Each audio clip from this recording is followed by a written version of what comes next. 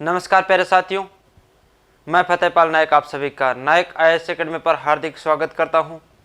और आज आप पढ़ेंगे फिजिक्स का अगला टॉपिक, फिजिक्स का अगला पार्ट पढ़ेंगे आप। तो आज अगले पार्ट का पहला क्वेश्चन आपका क्या रहेगा, तो चलिए आप देखते हैं कि घरेलू विद्युत तार स्थापन मूलतः होते हैं। भाई जब आप घरेलू वायरिंग करते हो यानी उसका तार संयोजन बोलते हो, तो उसमें कौन से संयोजन को आप काम में लेते हो? तो यानी आप श्रेणी संबंध में लेते हो या फिर समांतर संबंध में लेते हो या फिर श्रेणी या समांतर संबंध दोनों का प्रयोग करते हो, या फिर प्रत्येक कमरे के अंदर श्रेणी संबंध और अन्यतर समांतर क्रम। तो ऐसा हो सकता है क्या, जैसे आप समझ सकते हो श्रेणी संबंध, तो आप सभी को पता है श्रेणी संबंध किसको कहते हैं, ठीक है। श्रेणी संबंध किसको कहते हैं, समांतर संबंध किसको कहते हैं, ठीक है। तो समांतर परिपथ एक होता है समांतर परिपथ, एक होता है श्रेणी परिपथ। तो श्रेणी में कौन आता है?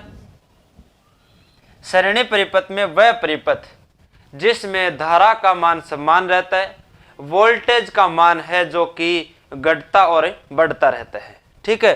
तो घरेलू में आप मान सकते हैं, तो आप घरेलू वायरिंग में आपको सभी उपकरणों के ऊपर आपको बराबर वोल्टेज की आवश्यकता होती है, ठीक है, बराबर वोल्टेज की आवश्यकता होती है। तो एक चीज आप देख सकते हैं, जैसे ये हो जाता है आपका श्रेणी संबंध, ठीक है,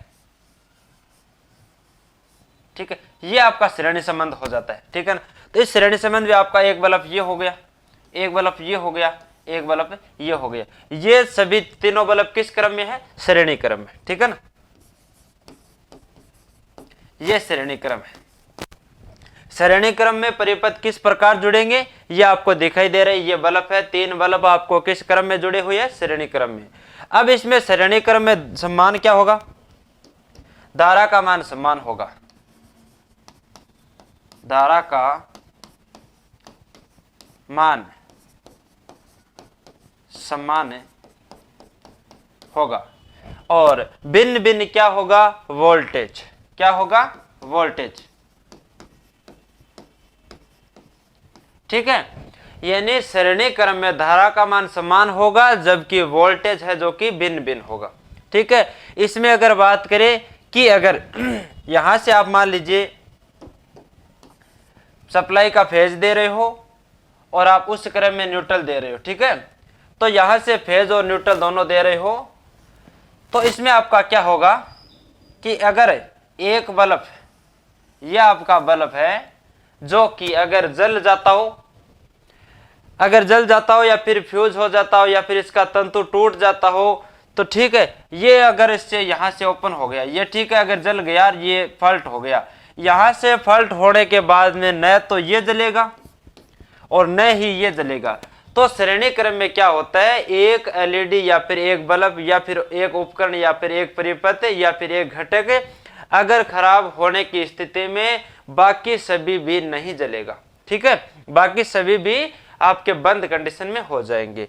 तो हमेशा याद रखिए श्रेणी क्रम में सभी परिपथों का चालू या फिर पूर्णतः कंडीशन में या फिर संपूर्ण या फिर कंप्लीट कंडीशन होना जरूरी होता है, ठीक है। तो ये किसके अंदर हो जाता है? श्रेणी क्रम में। तो श्रेणी क्रम में किसका मान समान होता है? धारा का मान समान होता है। अलग अलग क्या होता है? भिन्न भिन्न क्या होता है? वोल्टेज समान, जो कि अलग अलग होता है, ठीक है। ये हो जाता है श्रेणी क्रम। तो आपका श्रेणी क्रम ये हो गया। और श्रेणी क्रम में ऐसी घरेलू कंडीशन आपकी कभी भी नहीं हो सकती। श्रेणी क्रम में आपके श्रेणी क्रम में ऐसा होता है जब एक रूम का एक बल्ब अगर कभी खराब हो जाता है तो बाकी रूम के बल्ब है या फैन है या फिर आपके चार्जर वगैरह सब है जो एक्यूरेट चलते रहते हैं।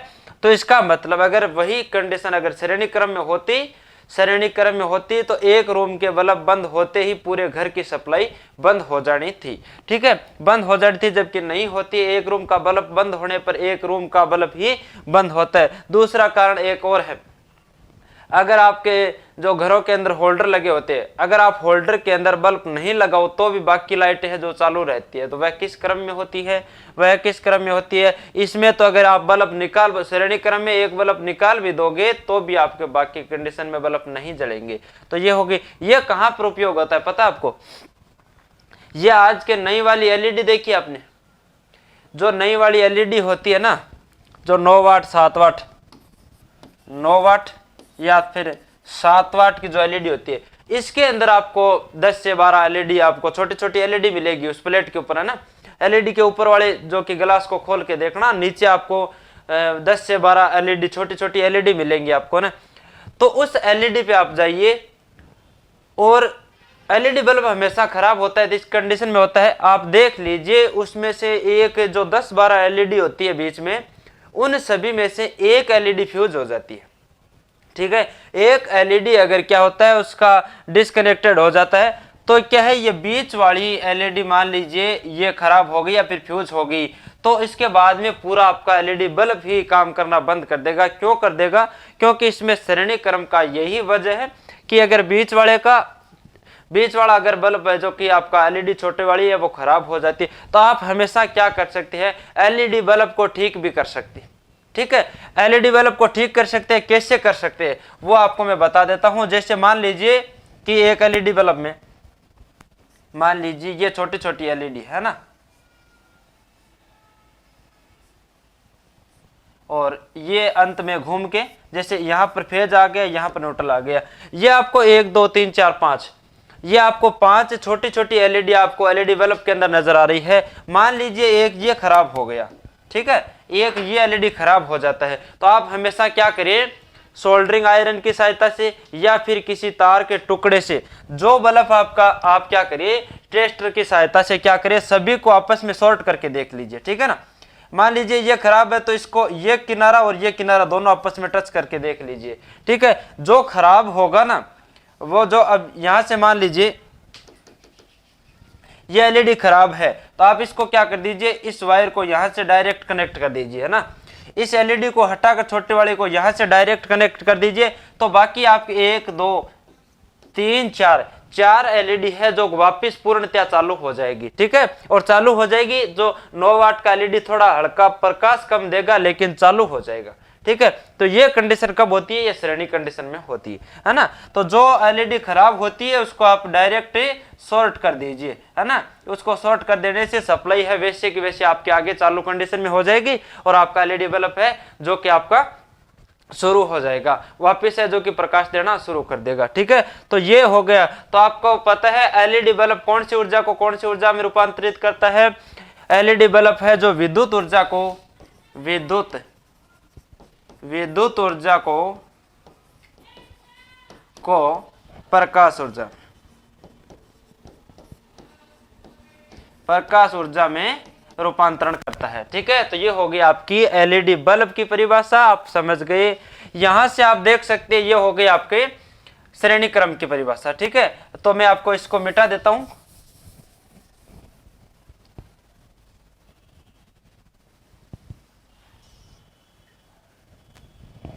ठीक है। ये हो गया श्रेणी क्रम। अब आप मान सकते हैं घरेलू विद्युत तार, अभी आप तक ये पता नहीं है कि घरेलू विद्युत वायरिंग में कौन सा जो कि परिपथ प्रयोग किया जाता है, समांतर। अब आपको मैं बता देता हूं समांतर क्रम कौन सा होता है, ठीक है। तो समांतर क्रम आपका होता है, देखो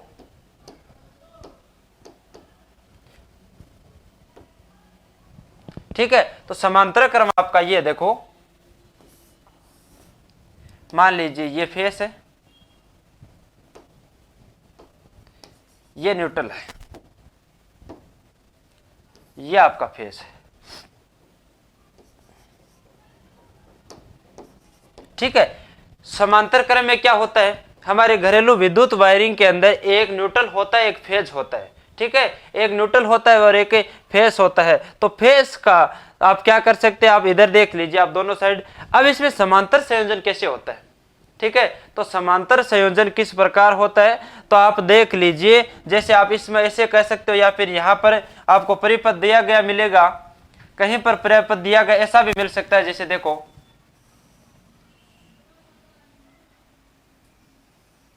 ठीक है, यहां पर कई बार बैटरी जोड़ देता है, ठीक है। तो बैटरी का सिंबल आप सभी को पता है, बैटरी का सिंबल किस प्रकार होता है, ठीक है। यहां पर मान लीजिए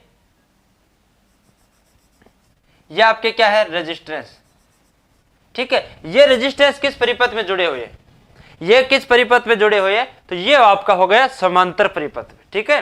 किस में हो गए, समांतर में। और आपका श्रेणी में होता तो किस प्रकार होता, तो मान लीजिए ये आपका श्रेणी है,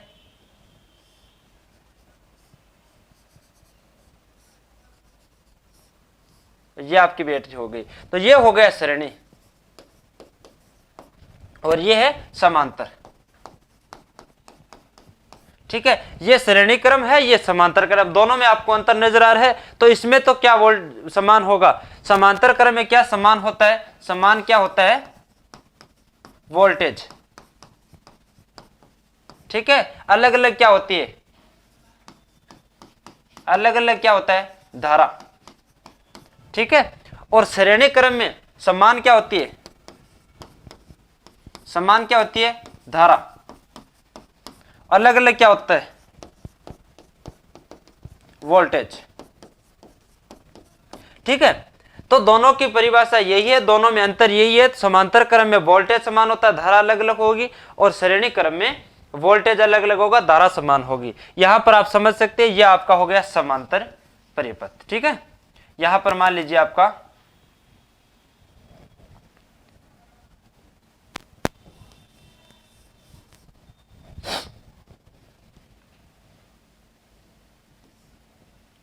मान लीजिए ये आपका बल्ब हो गया और ये कोई रजिस्टर या ट्यूबलाइट मान लीजिए। ठीक है, और ये आपका फैन वगैरह जो भी है। तो इसको आप समझ सकते हैं, आपके एक साइड न्यूट्रल से कनेक्टेड है, एक साइड फेज से कनेक्ट है, और दोनों क्या है, अब आप मान सकते हैं जैसे ये आपका बल्ब फ्यूज हो गया। ठीक है, ये आपका बल्ब है, समांतर क्रम में क्या होता है, ये बल्ब आपका खराब हो गया, तो खराब हो गया तो इस जो कि रेजिस्टेंस है, या फिर ये जो परिपथ है, या फिर ये जो फैन है, तो इसके अंदर ये देखो खराब हो गया, तो यहां से सप्लाई किसी प्रकार डिस्टर्ब नहीं होगी।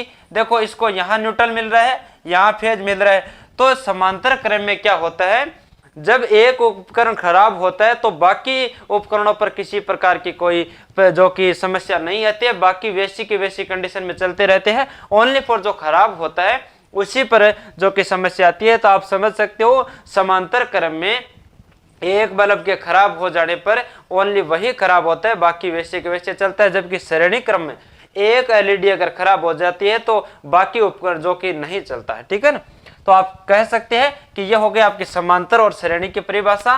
तो आप समझ सकते हैं जो कि हमारे घरों के अंदर क्या है, समांतर संबंध संयोजित किया गया है। ठीक है, घरों के अंदर क्या किया गया है, समांतर संयोजन। ठीक है, घरों के अंदर क्या किया जाता है, समांतर संयोजन। ठीक है, तो आपके एनर्जी मीटर से लेकर और यहां तक कि आपके घरों के अंदर जो लास्ट सप्लाई होती है, जैसे आपका एलईडी बल्ब मान लो, या फिर फैन मान लो, कूलर मान लो, एसी है, वॉशिंग मशीन है, या फिर फ्रिज, टीवी, कूलर जो भी है, ये सब किस में जुड़े होते हैं, समांतर संयोजन में। ठीक है, क्वेश्चन आता है हमारे घरों के उपकरण किस क्रम में जुड़े होते हैं, वह किस में होते हैं, समांतर क्रम में, न कि श्रेणी क्रम में। ठीक है ना, तो आप बिल्कुल इसका समझ गए होंगे कि आपका घरेलू तार है जो किस में होता है, समांतर क्रम में। तो चलिए आप आगे समझ सकते हो, ये आपको श्रेणी और समांतर है जो अच्छी तरीके से समझ गए। तो चलिए आगे देख लीजिए, मेष विद्युत प्रदाय में फ्यूज का प्रयोग एक सुरक्षा युक्ति के रूप में होता है। ठीक है, इस सुरक्षा युक्ति के रूप में होता है। फ्यूज विषय में निम्नलिखित कथनों में से कौन सा सही है। ठीक है, मेन स्विच ए आपका ऑप्शन कह रहा है मेन स्विच से यह समांतर जुड़ा होता है, मेन स्विच से समांतर जुड़ा होता है। तो आप समझ गए, देखो मान लीजिए यह आपका क्या है, ठीक है, क्या है, एक ये आपका फेस हो जाएगा। ठीक है, ये फेज वायर है, ये आपका क्या है, न्यूट्रल वायर। ठीक है, ये आपका क्या हो जाएगा,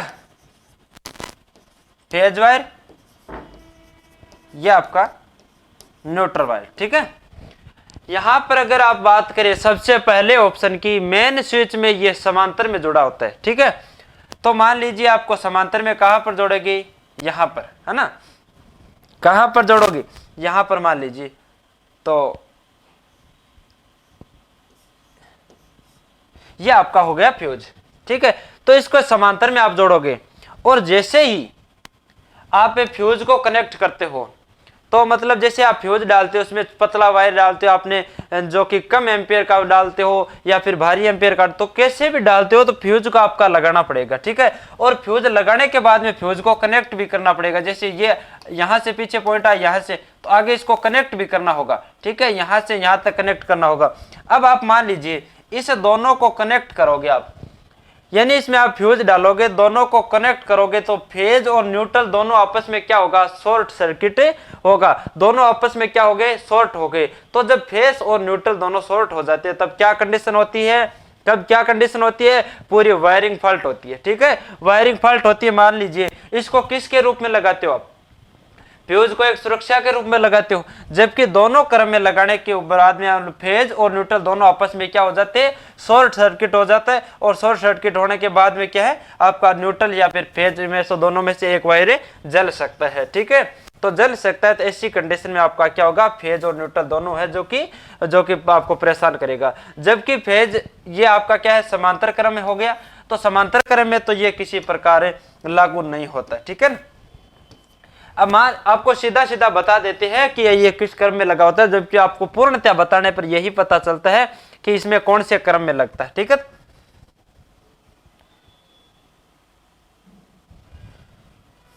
ठीक है, ये आपका हो गया फेज और न्यूट्रल।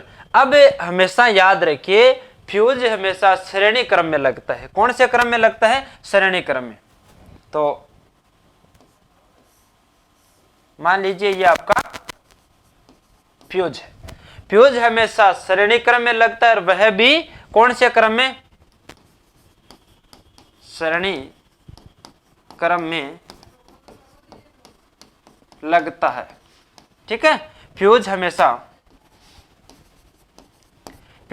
श्रेणी क्रम में लगता है। दूसरी बात, फेज वायर पर लगता है, फेज वायर पर लगता है, ठीक है, फ्यूज हमेशा फेज वायर पर लगता है। तो आप इसको समझे कि यहां पर अगर मान लीजिए देखो यह आपका एक मोटर है या फिर रेजिस्टेंस लगा होता है, और जैसे ही इसमें ओवरलोड होगा या फिर अत्यधिक विद्युत धारा प्रवाहित होगी, ठीक है, या फिर अधिक ज्यादा वोल्टेज प्रवाहित होंगे, या फिर इसमें किसी कारणवश अगर कोई अर्थिंग वगैरह हो जाती है, तो इसमें मान लीजिए जैसे आपका 6 एम्पियर का फ्यूज लगाया गया आपका, ठीक है, और 6 एम्पियर का फ्यूज लगाया गया है, इसमें मान लीजिए 10 एम्पियर धारा प्रवाहित हो गई, ठीक है। तो अत्यधिक धारा प्रवाहित होने पर फ्यूज अपने आप पिघल कर टूट जाता है। किस कारण से टूट जाता है, विद्युत के कौन से प्रभाव से। तो अब अगर बात करते हैं फ्यूज विद्युत के कौन से नियम पर कार्य करता है, चुंबकीय प्रभाव पर, रासायनिक प्रभाव पर, और आपके उसमें प्रभाव पर, या फिर अन्य। तो अब बात करते हैं तो फ्यूज हमेशा कौन से किस पर निर्भर करता है, उसमें प्रभाव पर, उसमें प्रभाव पर, ठीक है। फ्यूज हमेशा किस प्रभाव पर कार्य करता है, उसमें प्रभाव पर कार्य करता है। उसमें प्रभाव का मान लीजिए हमारा फ्यूज है जो कि 6 एम्पियर का है, जबकि हमारे पास जो आगे रजिस्टेंस लग रखे थे, जो परिपथ लग रखा था, जो उपकरण लगा रखा था, अगर आपने मोटर लगा रखी थी तो उस मोटर का करंट है, तो करंट बोले तो आपका कितना एम्पियर बोले, अगर आपने 6 एम्पियर का जो कि फ्यूज लगा रखा था, आपके 10 एम्पियर धारा प्रवाहित हो गई। तो 10 एम्पियर का मतलब फ्यूज की जो सहन शक्ति थी, फ्यूज की जो क्षमता थी, उससे अधिक धारा प्रवाहित हो गई। तो उससे अधिक धारा प्रवाहित होने के बाद में क्या करते हैं, ठीक है, जैसे आपके सड़क की लिमिट है 5 टन की, और वहां पर 10 टन लेके कोई गाड़ी निकलती है, तो सड़क क्या होगी, टूटेगी, सड़क क्या होगी, टूटेगी। उसी प्रकार आपका जो कि परिपथ है, ये आपका समांतर परिपथ आपको दिख रहा है, इसमें जब 6 एम्पियर की जगह 10 एम्पियर धारा प्रवाहित होगी, और या फिर इसमें अधिक लोड लेगी, या फिर अधिक वोल्टेज प्राप्त होगा, तब क्या होगा, आपका फ्यूज है जो कि उसमें प्रभाव से बोले तो ये आपकी धारा जो कि आपका फ्यूज गर्म होगा, और गर्म होगा तो गर्म होकर ये, क्योंकि उष्मा के कारण तो गर्म होगा, और गर्म होगा तो ये पिघल कर टूट जाएगा, ठीक है। टूट जाएगा तो मान लीजिए टूट जाएगा तो यहां से क्या हो जाएगा, ये टूट गया। और टूट जाने का मतलब जो आपका समांतर परिपथ था उसका संयोजन है जो कि तोड़ दिया। तोड़ दिया, मान लीजिए जिस प्रकार आपकी मोटर थी, आपका उपकरण था, उस पर विद्युत धारा का प्रवाह रोक दिया। ठीक है, रोक दिया। अब यानी इसके ऊपर सप्लाई है जो कि आपकी बंद है। ठीक है ना, यानी जो कि आपके उपकरण के ऊपर सप्लाई बंद है, और बंद हो जाने के बाद में आपका क्या है, कितना भी करंट हो, आपकी जो कि मोटर है जो कि ऑफ होगी। ऑफ कंडीशन में आपकी क्या होगी, सुरक्षा हो गई। ठीक है, सुरक्षा होगी, ये अपने आप पिघल कर टूट गया, आपको कुछ नहीं करना पड़ा। ठीक है, आप अगर पास में होते, ओवरलोड आपको पता चलता, स्विच बंद कर दिया। लेकिन जब आप उपस्थित नहीं होते हो, आप उपस्थित नहीं होते हो, उस टाइम अगर आपकी मोटर ने करंट ज्यादा ले लिया, ठीक है, आपने चाकी चलाकर छोड़ दी और आपकी चाकी चलते चलते ज्यादा दाब की वजह से अगर उसने ओवरलोड हो गया, अत्यधिक धारा प्रवाहित हो गई, तो उस कारण आप पास में नहीं होते हो, तो आपकी वायरिंग पूरी की पूरी जल जाती है। ऐसी कंडीशन में फ्यूज आपके क्या करता है, सुरक्षा करता है, पिघल कर अपने आप टूट जाता है। ठीक है, टूट जाता है और आपकी जो कि परिपथ को जो तोड़ देता है, यानी आपकी सप्लाई बंद कर देता है, सप्लाई ऑफ कर देता है, सप्लाई ऑफ कर देता है, तो आपका पूर्णतया जो कि उपकरण है वे एकदम से क्या होगा, सुरक्षित रह जाएंगे। तो सुरक्षित रह जाएंगे, तो फ्यूज एक क्या है, अब आप कहेंगे फ्यूज एक क्या है, सुरक्षा युक्ति। ठीक है, फ्यूज एक क्या है, फ्यूज एक सुरक्षा युक्ति, सुरक्षा युक्ति। ठीक है, फ्यूज एक क्या है, सुरक्षा युक्ति। तो आपके घरों की वायरिंग की सुरक्षा करने के लिए कौन उपकरण काम में आता है, तो यहां पर आपकी फ्यूज भी है, एमसीबी भी है, अर्थिंग भी है, जो कि आपके अन्य भी आएंगे। तो उस समय आपको यह डिसाइड करना है कि अगर ऑप्शन में कौन सी सुरक्षा युक्ति आपको मिले। यहां पर आप समझ सकते हैं कि फ्यूज और एमसीबी में क्या अंतर होता है। ठीक है, फ्यूज और एमसीबी में क्या अंतर होता है। ठीक है, तो आपका एमसीबी में क्या अंतर, तो फ्यूज होता है आपका जो अपने आप पिघल कर टूट जाता है। ठीक है ना, अपने आप पिघल कर टूट जाता है, और जैसे ही आपको पता चल जाता है कि आपकी सप्लाई ट्रिप हो गई या फिर सप्लाई बंद हो गई, तो आपको करना क्या पड़ता है, आप जैसे ही उसको देखते हो, देखने के बाद में क्या करते हो कि इस किस कारण फ्यूज टूटा, तो आपको पता चल जाता है कि हमने मोटर चालू कर रखी थी और मोटर ने जो कि अधिक धारा होने की वजह से पिघल कर टूट गया। तो आप क्या करें, उस मोटर को बंद करें या फिर इसका लोड कम करें या फिर उसमें कुछ भी करो, मोटर को हटा कर वापस आपको क्या करना पड़ता है, फ्यूज है जो कि बदलना पड़ता है। क्या करना पड़ता है, फ्यूज बदलना पड़ता है। और बदलना पड़ता है, जैसे इसके मान लो इसके अंदर में एक वायर डाला जाता है। ठीक है, इसके अंदर एक वायर डाला जाता है पतला सा, जिसमें आपको आपकी जितनी क्षमता का चाहिए उतना पतला या फिर मोटा, या फिर आप एक की जगह 2 वायर या 3 वायर 4 वायर डाल सकते हो। आपको जितना मोटा चाहिए या फिर जितनी अधिक धारा चाहिए उसके अकॉर्डिंग आप इसको सेट कर सकते हो। ठीक है, तो सेट कर सकते हो। ये आपको अपने आप बदलना, खोल के और उसके अंदर जो कि वायर डाल के आपको वापस से क्रिकेट लगाना पड़ता है। फ्यूज कितने प्रकार का होता है साथियों, फ्यूज होता है आपका 3 प्रकार का। ठीक है, फ्यूज कितने प्रकार का होता है, 3 प्रकार का, किटकेट, कार्ट्रिज और आपका साधारण फ्यूज। ठीक है, साधारण फ्यूज, किटकेट फ्यूज और कार्ट्रिज फ्यूज। ठीक है, तो ये आपका 3 हो गया। तो लिख लो आप, एक साधारण किटकेट और 3 नंबर पर कार्ट्रिज। ठीक है, ये आप इस तीनों के बारे में जब आपका जो कि आगे अलग से फ्यूज का चैप्टर पढ़ेंगे उस समय आपको बेसिकली बता दिया जाएगा, जबकि ये आपके जनरल से संबंधित हो गया। ये आपको ओनली फ्यूज के बारे में पूछा था, जबकि आपको इतनी बड़ी परिभाषा भी बता दिया। तो ये आपका था फ्यूज। ठीक है ना, अब आपने बताया फ्यूज और एमसीबी में अंतर कितना था, तो फ्यूज और एमसीबी में अंतर यही है कि आप कह सकते हो फ्यूज को क्या करना है, जैसे ही सप्लाई ऑफ हो जाती है तो उसके बाद में आपको फ्यूज को निकाल कर बदल कर वापस डालना पड़ता है। ठीक है, और वही उस समय एमसीबी का कार्य क्या होता है, ओवरलोड की स्थिति में अपने आप ही जो कि परिपथ को जो कि अलग कर देना या फिर परिपथ को तोड़ देना। इसका जो कि फुल फॉर्म होता है मिनिएचर सर्किट ब्रेकर। ठीक है, यहां लिख देता हूं, मिनिएचर सर्किट ब्रेकर। ब्रेकर का मतलब क्या होता है, तोड़ना। ब्रेकर का मतलब क्या होता है, तोड़ना। तो ये भी एक फ्यूज की तरह कार्य करता है, मिनिएचर सर्किट बराबर ये भी ब्रेकर बोले तो ये भी एक फ्यूज की तरह कार्य करती है, जबकि अंतर यही होता है फ्यूज को खोलकर बदलना पड़ता है, जबकि एम से भी अपने आप ट्रिप होती है। सभी के घरों में लगा हुआ, आपको बताने की आवश्यकता नहीं है। ये अपने आप जैसे ही ओवरलोड की कंडीशन में ये अपने आप नीचे गिर जाती है, जैसे आपका सप्लाई का बटन होता है उसी प्रकार ये अपने आप नीचे गिर जाती है। और जैसे ही आपको पता चल जाता है कि एमसीबी ट्रिप हो गई, आप जैसे आओ और उसका लोड हटाओ और एमसीबी को तुरंत ऊपर कर दो, आपकी सप्लाई चालू हो जाए। तो दोनों में अंतर यही है, उसको तो ओनली फॉर चालू करना पड़ता है, फ्यूज को बदलना पड़ता है। ठीक है, दोनों बाकी अंतर सेम ही है और कोई ज्यादा अंतर नहीं है। तो चलिए, ये हो गया आपका फ्यूज, और फ्यूज की एक सुरक्षा युक्ति है। और अब एक बात और है, आपका फ्यूज सामान्य का तार है। ठीक है, फ्यूज का तार किसका बना होता है, फ्यूज का तार है जो किस प्रकार किस धातु का बना होता है, तो फ्यूज एक मिश्र धातु का बना होता है। ठीक है ना, फ्यूज एक मिश्र धातु का बना होता है। मिश्र धातु मिश्रण होता है किसका, शीशा और टिन का, टिन व शीशा। ठीक है, वह टिन व शीशा का बना होता है। टिन, अब इसमें ज्यादा मात्रा किसकी होती है, ज्यादा मात्रा किसकी होती है, टिन व शीशा। तो आपका टिन कितना परसेंट हो जाएगा, 63%, शीशा कितना हो जाएगा, 37%। ठीक है, 37% आपका शीशा हो जाएगा, टिन हो जाएगा आपका 63%।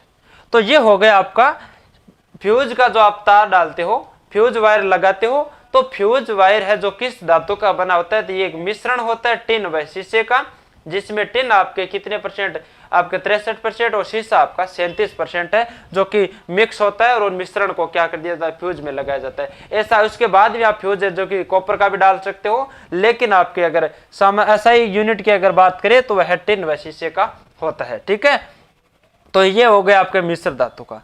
अब एक चीज और हो गई, आपके फ्यूज से संबंधित, फ्यूज से रिलेटेड कहीं पर क्वेश्चन बनेगा, इससे बाहर फ्यूज से अगर क्वेश्चन नहीं आ सकता। ठीक है, फ्यूज के बारे में कहीं से भी क्वेश्चन बने तो मैं आपको बता दूंगा।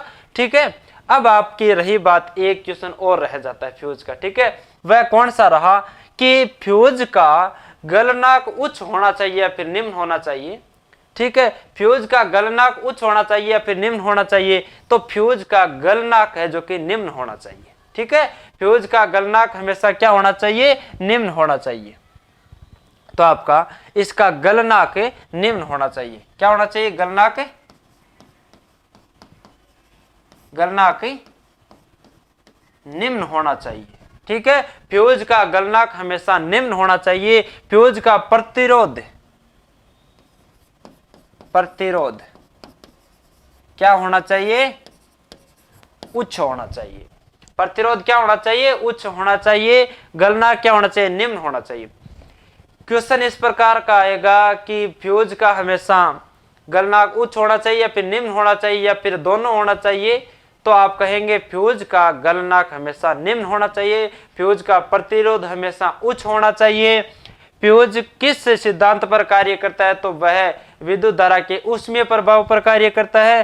फ्यूज किस क्रम में लगता है, तो वह फ्यूज हमेशा फेज वायर के श्रेणी क्रम में लगता है।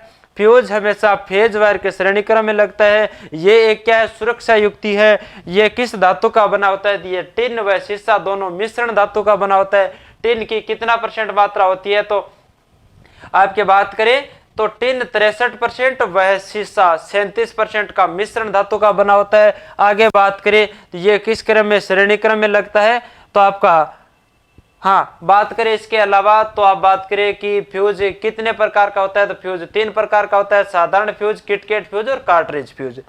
तो ये हो जाता है आपके फ्यूज से संबंधित। कहीं से भी अगर कोई क्वेश्चन आए तो आप इससे जो कि पेज से बाहर नहीं आएगा, तो आप अच्छी तरीके से समझ कर बताइए कि अभी भी कोई फ्यूज का क्वेश्चन बाकी रहा, फ्यूज का कोई पॉइंट बाकी रहा, तो आप कमेंट बॉक्स में बताइए। ठीक है, ये थी जानकारी ट्रेड की।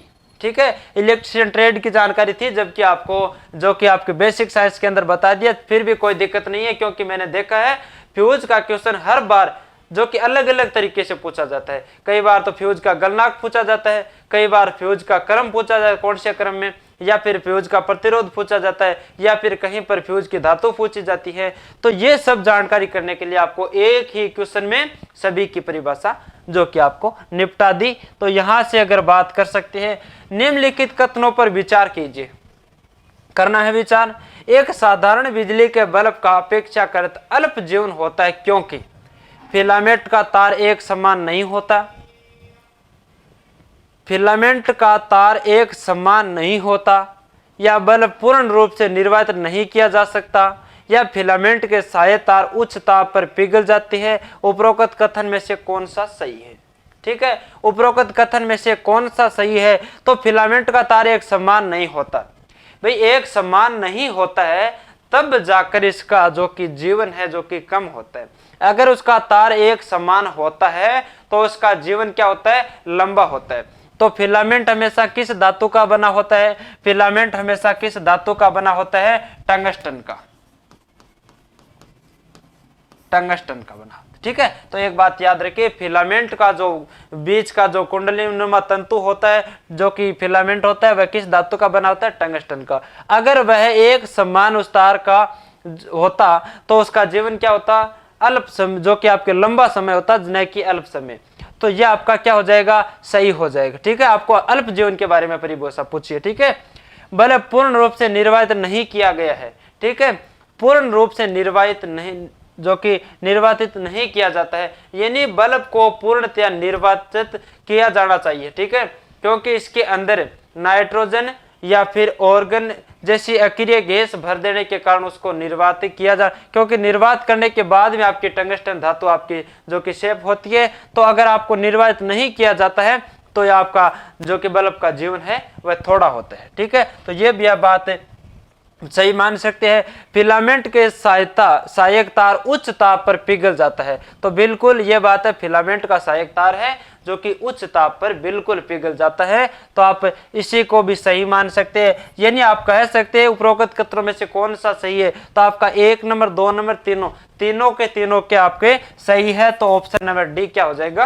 राइट हो जाएगा। ठीक है, तो आप तीनों को सही मान सकते हैं। तो आप कह सकते हैं इस क्वेश्चन का आंसर क्या हो जाएगा? ऑप्शन नंबर डी, 1 2 और 3 तीनों क्या हो जाएंगे? सही हो जाएंगे। ठीक है, तो यहां से आप मान सकते हैं। अगला क्वेश्चन देखो, पृथ्वी के चारों ओर परिक्रमा कर रहा कृत्रिम उपग्रह इसलिए पृथ्वी पर नहीं गिरता क्योंकि पृथ्वी का आकर्षण उतनी दूरी पर जो कि अस्तविहीन होता है, या फिर चंद्रमा के आकर्षण निष्कर्षीय हो जाता है, या फिर उसकी नियमित चाल के लिए आवश्यक गति प्रदान करता है, या फिर उसकी गति के लिए आवश्यक त्वरण करता है। तो ये आप बताइए कि किस कारण पृथ्वी के चारों ओर परिक्रमा कर रहा कृत्रिम उपग्रह इसलिए पृथ्वी पर नीचे नहीं गिरता क्योंकि पृथ्वी का आकर्षण क्या होता है? तो आप बात करते हैं इसकी गति के लिए आवश्यक त्वरण प्रदान करता है। किसके लिए? उसके लिए, वो कृत्रिम उपग्रह के लिए आप क्या करते हैं? नीचे इसलिए नहीं गिरता है क्योंकि इसकी गति के लिए आवश्यक त्वरण प्रदान करता है। ठीक है, तो पृथ्वी का आकर्षण क्या करता है? इसके लिए आकर्षण त्वरण प्रदान करता है, इसलिए वह नीचे नहीं गिरता है। तो आप ऑप्शन नंबर डी को क्या कर सकते हो? राइट कर सकते हो। ठीक है, तो इसलिए नीचे नहीं गिरता है क्योंकि ये उसको क्या प्रदान करता है? त्वरण, आवश्यक त्वरण। जितनी उसको आवश्यकता हो त्वरण की, उतना आवश्यक त्वरण जो कि इसको प्रदान करता है, इसलिए ये नीचे नहीं गिरता। ठीक है, चलिए अगला पढ़िए। बिजली की खपत का बिल किसके मापन पर आधारित है? ठीक है, किसके मापन के आधारित है? आवेश के आधारित, या फिर वोल्टेज पर आधारित, या फिर एम्पियर के आधारित, या फिर वाट के आधारित। ठीक है, तो आप समझ सकते हो कि बिजली की खपत आपने नोट की होगी कि खपत है जो कि आपके एनर्जी मीटर में जाइए, आपका घरेलू मीटर लगा होता है, जो बाहर आपका मीटर लगता है, पोल के जस्ट बाद में आपका मीटर लगता है। इसके अंदर रीडिंग देखिए आप। ठीक है, इसके अंदर रीडिंग देखिए, वह किस पर निर्भर करती है? आपको इसमें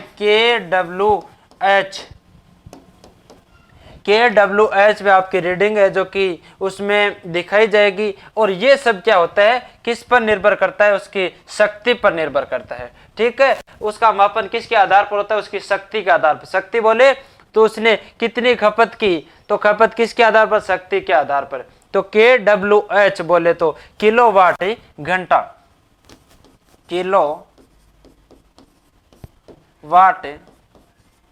घंटा। तो ये सब क्या होती है, वाट होता है। शक्ति का मात्रक क्या होता है,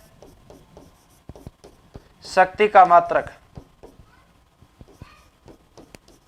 या फिर शक्ति की इकाई वाट होता है। वाट को किससे प्रदर्शित करते हैं, W से प्रदर्शित करते हैं। ठीक है, शक्ति का मात्रक क्या हो गया आपका, वाट हो गया। वाट को किससे प्रदर्शित करते हैं, W से। ठीक है, तो आपकी वाट के आधार पर, ठीक है, कितने वाट का आपने जो कि लोड लगा रखा है, तब जाके आपका बिल की कंडीशन है जो कि बन सकती है। तो आप आसानी से देख सकते हैं, इसमें केवल ऑप्शन निम्नलिखित कूट में अपना उत्तर दीजिए। तो केवल एक का मतलब हमें ओनली फॉर वाट के आधार पर बनता है, तो केवल एक को सही करें। kWh बोले किलोवाट घंटा, शक्ति का मात्रक क्या होता है, वाट होता है। वाट को W से प्रदर्शित करते हैं और आपका जो बिल की खपत बनती है वह वाट के आधार पर बनती है। तो आप ऑप्शन नंबर ए को क्लिक कर सकती है। ठीक है,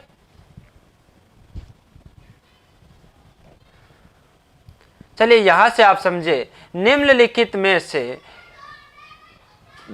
कौन सी धातु बिजली की सबसे अधिक सुचालक होती है, बिजली की सबसे अधिक सुचालक होती है। तो यहां से आप एक चीज समझे, सबसे पहले आप बात करें सुचालक की। सुचालक किसको कहते हैं, सुचालक या फिर चालक या फिर कंडक्टर। ठीक है, या फिर कंडक्टर। सुचालक, चालक या फिर कंडक्टर, ये तीनों क्या है, एकदम से समान है। यानी आप उसी को सुचालक कहते, उसी को चालक कहते, इसी को आप कंडक्टर कहेंगे। ठीक है, अब कंडक्टर, आप चालक और कंडक्टर, तो चालक और कंडक्टर में अंतर कोई नहीं है, ये एक समान अलग अलग नाम है। अब आप कह सकते हैं सुचालक किसको कहते हैं, तो अब मैं आपको उसकी परिभाषा बता देता हूं कि जिस पदार्थ में या फिर जिस धातु में विद्युत धारा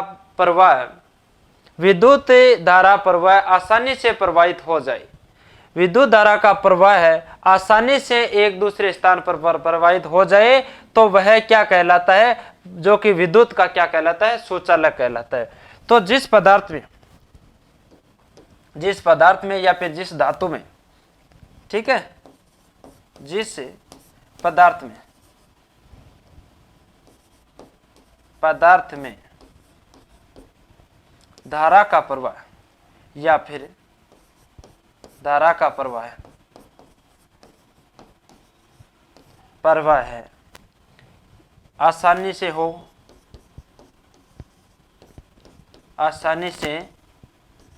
हो वह विद्युत का सुचालक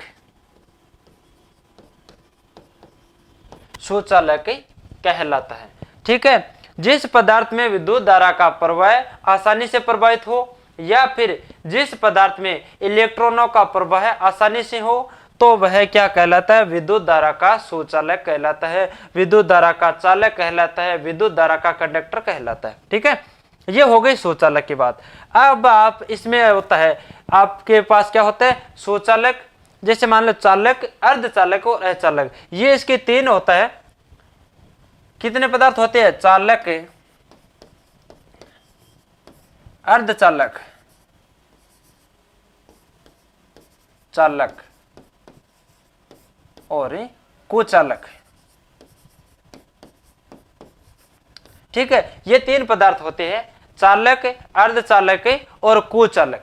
ठीक है, अब चालक तो आपकी ये होगी, जिस पदार्थ में विद्युत धारा का प्रवाह आसानी से प्रवाहित हो वह आपकी चालक कहलाती है, और जिसमें विद्युत धारा का प्रवाह बिल्कुल से नहीं हो वह आपके क्या कहलाती है, कुचालक कहलाती है। और जिसमें चालक व कुचालक के बीच की जो कंडीशन होती हो, बीच की चालकता हो, उसे आप क्या कहेंगे, अर्धचालक कहेंगे। ठीक है, अब आप चालकता के उदाहरण देखेंगे, चालकता के उदाहरण पढ़ेंगे तो चालकता में कौन आता है, तो जिसमें विद्युत धारा आसानी से प्रवाहित होती है।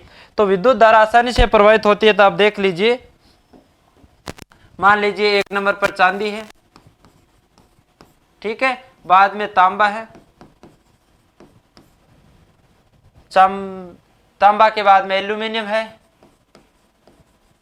ठीक है। एल्यूमिनियम के बाद में अन्य भी बहुत ऑप्शन है, लेकिन आपको ज्यादा नहीं पढ़ना है, सबसे इंपॉर्टेंट तो चांदी है, चांदी के बाद में तांबा है, तांबा के बाद में एल्यूमिनियम है। और इसी प्रकार आप कह सकते हैं कि जिस प्रकार जिसमें विद्युत धारा आसानी से प्रवाहित होती हो वह क्या कहलाता है, विद्युत का चालक कहलाता है, या फिर विद्युत का सुचालक कहलाता है। ये हो गए किसके, चालक के गुण, चालक के उदाहरण। अब कुचालक में कौन आता है, क्या होता है कुचालक, कुचालक में आता देखो हवा या फिर वायु, वायु, लकड़ी, आपके पीवीसी या फिर चीनी मिट्टी, चीनी मिट्टी या फिर पोर्सिलिन, ठीक है। वायु है, पीवीसी है, लकड़ी है, कागज है, ये सब क्या है जिसमें विद्युत धारा का प्रवाह नहीं हो तो, ठीक है। तो आपने लकड़ी में देखा हो, आपको जिसे अगर करंट लगे व्यक्ति को आप किससे हटाते हो, लकड़ी से हटाते हो। क्यों हटाते हो, क्योंकि लकड़ी में करंट नहीं आता है। करंट क्यों नहीं आता है, इसमें विद्युत धारा का प्रवाह नहीं होता है, ठीक है। यहाँ पर चीनी मिट्टी की बात करें, ठीक है, पोर्सिलिन या फिर चीनी मिट्टी की बात करें तो बिजली के खंभों के ऊपर चीनी मिट्टी के वो लगे होते हैं, तो उस वो क्यों लगाया जाता है, वो कोई नीचे वाले पोल वाली जो आपके गार्डरिंग वगैरह है ना, तो उस गार्डरिंग को और जो कि आपके वायर के बीच में लगी होती है, यानी दोनों को, यानी उस वायर में जो करंट होता है उसको पोल के अंदर नहीं आने के लिए बीच में आप जो इंसुलेशन के लिए लगाते हैं, उसको किसका लगा, किस धातु का लगाते हैं, वह चीनी मिट्टी का लगाते हैं, पोर्सिलिन वगैरह का। तो वह इसलिए लगाते हैं, इसमें विद्युत धारा का प्रवाह नहीं होता है और आपके पोल में करंट नहीं आता, इसलिए लगाता है। वायु भी आपकी क्या एक तरह से अचालक है, ठीक है। तो आपका पीवीसी क्या है, पीवीसी भी आपका एक तरह से अचालक है। तो ये आपका अचालक मान लो या फिर कुचालक मान लो, ठीक है। कुचालक और अचालक सेम ही चीज है, जिसमें विद्युत धारा का प्रवाह नहीं होता है वह आपका अचालक या फिर कुचालक कहलाता है। अब इसके बीच में एक और रह गई अर्धचालक। तो अर्धचालक में कौन आता है, सिलिकॉन और जर्मेनियम, सिलिकॉन और जर्मेनियम, ठीक है। सिलिकॉन और जर्मेनियम किसके अंदर आ जाता है, अर्धचालक के अंदर।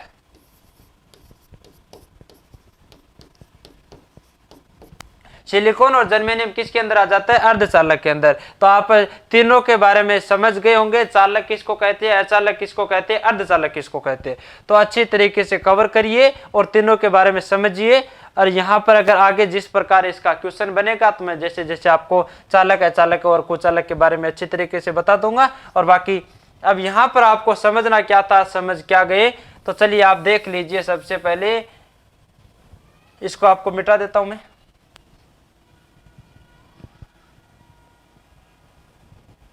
चालक की परिभाषा समझ गए सब। तो अब देख लिए निम्नलिखित में कौन सी बिजली के सबसे अधिक सुचालक है।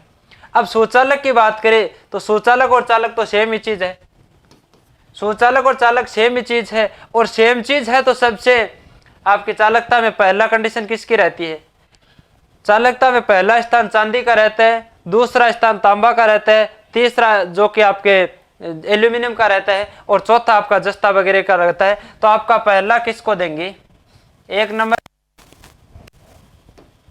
नंबर आपकी चांदी ही, 2 नंबर तांबा, 3 नंबर एल्यूमिनियम और 4 नंबर आप इसको दो तो दे सकते हो। जबकि आप क्या कर सकते हैं, 1 नंबर पे सबसे अधिक सुचालकता चांदी के अंदर होती है। अब आप कहते हो कि घरों के अंदर चांदी के तार नहीं लगते, तो आपकी सबसे अधिक सुचालकता चांदी की रहती है। जब बड़े बड़े उपकरणों में अगर जो कि महंगे आइटम होते हैं इसके अंदर, तो आज भी चांदी के उपकरण जो कि आपके वायर यूज होते हैं, लेकिन क्या है, हमारे घरों के अंदर थोड़ा कॉस्टली महंगा पड़ने की वजह से आप सेकंड नंबर पर कौन आता है, तांबा आता है। तो आप तांबे का यूज, तांबा या फिर एल्यूमिनियम का यूज करते हैं। तो चलिए, सबसे पहले प्राथमिकता की बात करी थी, तो चांदी का आज भी यूज होता है अगर जहां पर महंगे आइटम की बात होती है वहां पर। चलिए, तो आप समझ गए होंगे चालक, अचालक और एक कुचालक या फिर जो कि आपके सुचालक के बारे में समझ सकते हो। तो ये सब आपको करना क्या था, ये समझने के लिए आपको पूरा बताया जाएगा।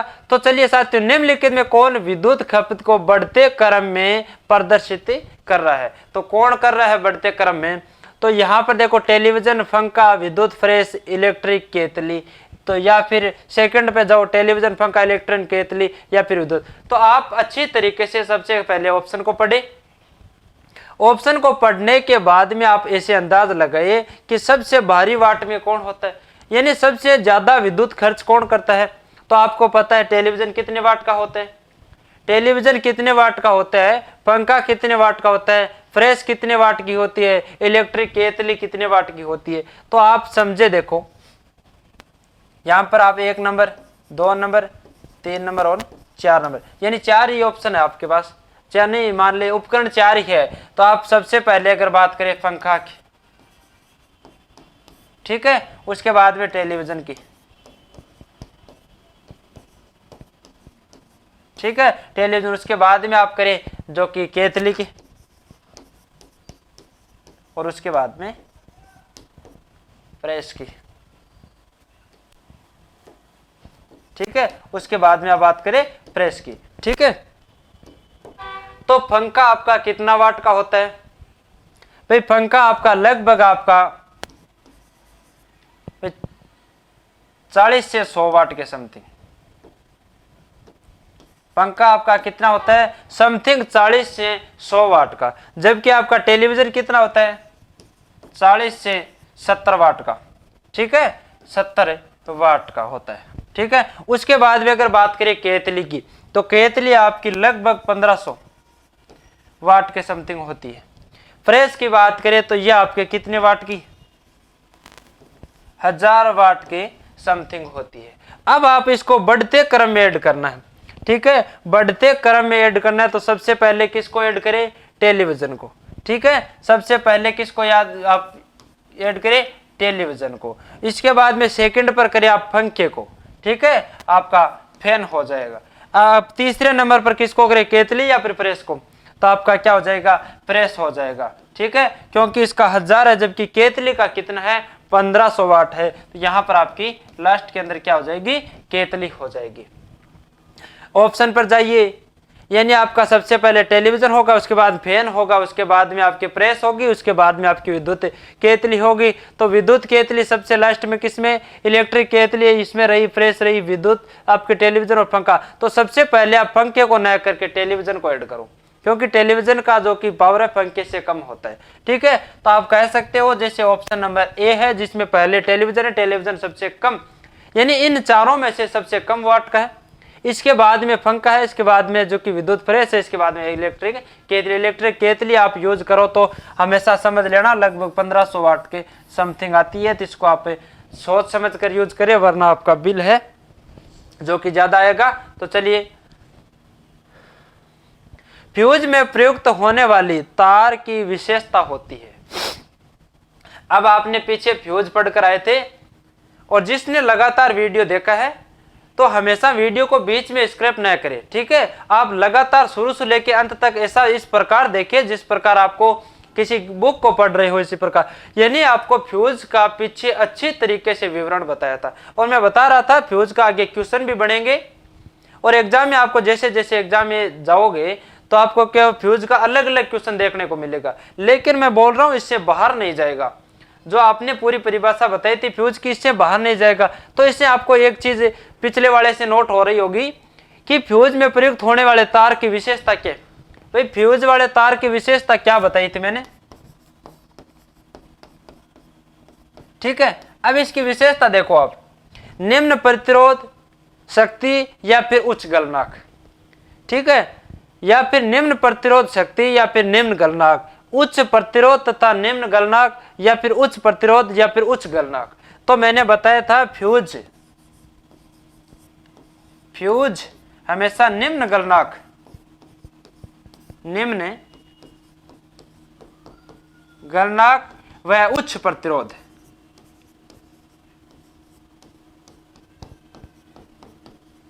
ठीक है, निम्न गलनांक व उच्च प्रतिरोध इसकी विशेषता होती है। तो ये बहुत बार एग्जाम में पूछा जाता है, इसलिए आप क्या करें, हमेशा इस चीज को ध्यान में रखिए और अच्छी तरीके से, फ्यूज वाला तो आप छोड़ मत देना, हमेशा याद रखिए। देखो उच्च प्रतिरोध शक्ति और निम्न गलनांक, तो आपका सी ऑप्शन है जो कि एकदम से करेक्ट ही हो जाएगा, उच्च प्रतिरोध व निम्न गलनांक। तो आप याद रखिए फ्यूज का हमेशा उच्च प्रतिरोध होता है और निम्न गलनांक इसकी विशेषता होती है। बाकी आपने पीछे वाले जो कि अब अभी क्वेश्चन जो पीछे गया था उसके अंदर पूरा पढ़ा होगा। तो ये आपका था, और फ्यूज का आगे भी अगर क्वेश्चन बनता रहेगा ऐसी कोई बात नहीं, लेकिन इससे बाहर जाएगा तो आप मेरे को बता देना। डायनेमो का कार्य क्या होता है? चलिए, डायनेमो का कार्य क्या होता है साथियों? भाई डायनेमो का कार्य होता है मैकेनिकल ऊर्जा को इलेक्ट्रिक ऊर्जा में परिवर्तित करना, इलेक्ट्रिक ऊर्जा को मैकेनिकल ऊर्जा में परिवर्तन करना, उच्च विभव उत्पन्न करने वाला यंत्र, निम्न विद्युत विभव उत्पन्न करने वाला यंत्र।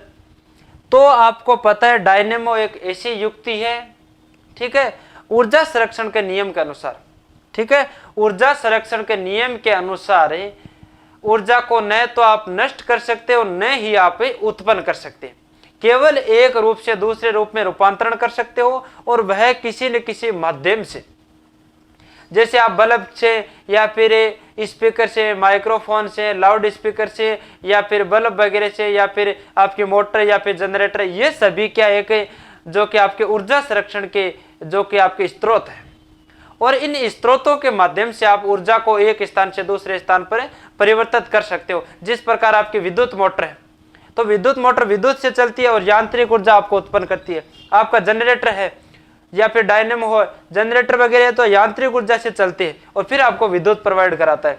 तो आपका ये क्या हो गया कि यांत्रिक को विद्युत में उत्पन्न करना। अब आपकी मोमबत्ती है जो जलती है, वो रासायनिक क्रिया को आपके उष्मा या फिर प्रकाश, जलती है तो फिर उष्मा भी देती है और आपको प्रकाश भी देती है।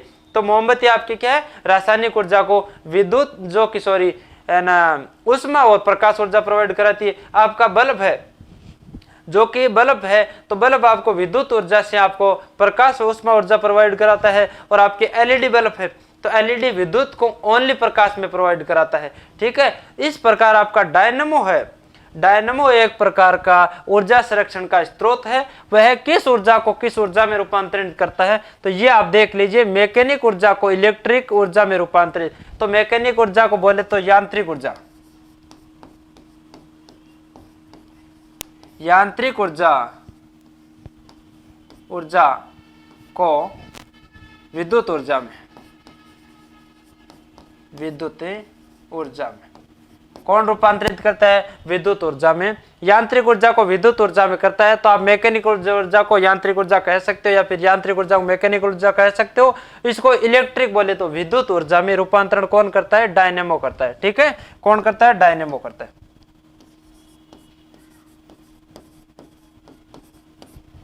कौन करता है, डायनेमो करता है। तो आप अच्छी तरीके से समझ गए डायनेमो का कार्य क्या होता है, यानी यांत्रिक ऊर्जा को विद्युत ऊर्जा।